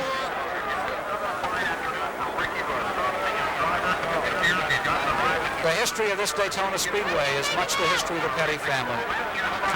Let's go to Ned Jarrett. When Richard Petty comes into victory lanes, he brings a crowd with him. No race driver has more fans than this fella. As he cries out, he flashes that big smile. Richard, you pull one up. Yeah. Dale and them just got figured him a little bit. You know, we run all day long. We run with them. We couldn't outrun them. They couldn't outrun us. And We just outsmarted them in the pits, and that's what won the race. Richard, I asked you the other day what it took to win this 500. This is your 7th one, and you said you had to have a lot of luck, but really luck wasn't it today. Well, I tell you, I had a lot of luck just to miss everything that was going on out there, and I had a lot of luck. We run all day and didn't have no problems, and then we were fortunate enough to make the right decision on gambling right at last, and then our luck ran out. It worked out, so couldn't have been planned any better. Richard, how much of a gamble was that? Was the tires getting thin, and were you close on gas? No, the tires were no problem at all. We could. Dale told me right after the second pit stop, said tires are no problem. We can run them if we need to later on in the race, and so they had it all planned, and so it worked out good because it wasn't a caution. If it had been a caution, then it'd been a heck of a race. Richard, you have 500 miles now with these new cars. Everybody was very concerned about them going into the race. Your thoughts now? They're still terrible squirrely. I tell you, I'm not a whole lot better than the rest of them. I think that by myself I was pretty good, but when I get with 3 or 4 of them, it was really bad. But I wasn't as bad as some of the rest of them. Why are they so squirrely, as you say? It's just aerodynamics, just the way the car's made, and there's just not a whole lot we can do about it right now. We'll work it out. What can you said not a whole lot you can do, but do you have any suggestions for them? I don't know. That fastback Pontiac deal didn't handle any better than we did. So, right now I got no suggestion. All I know is my car handled better than everybody else, and we won the race, and I'm tickled to death. Are you just going to keep winning races forever? I'm going to keep on trying, Ned. You can bet on that. Okay, you can bet on that, Ken. Richard Petty coming to his 193rd career win, his 7th conquest of the great American race, the Daytona 500. Richard Petty.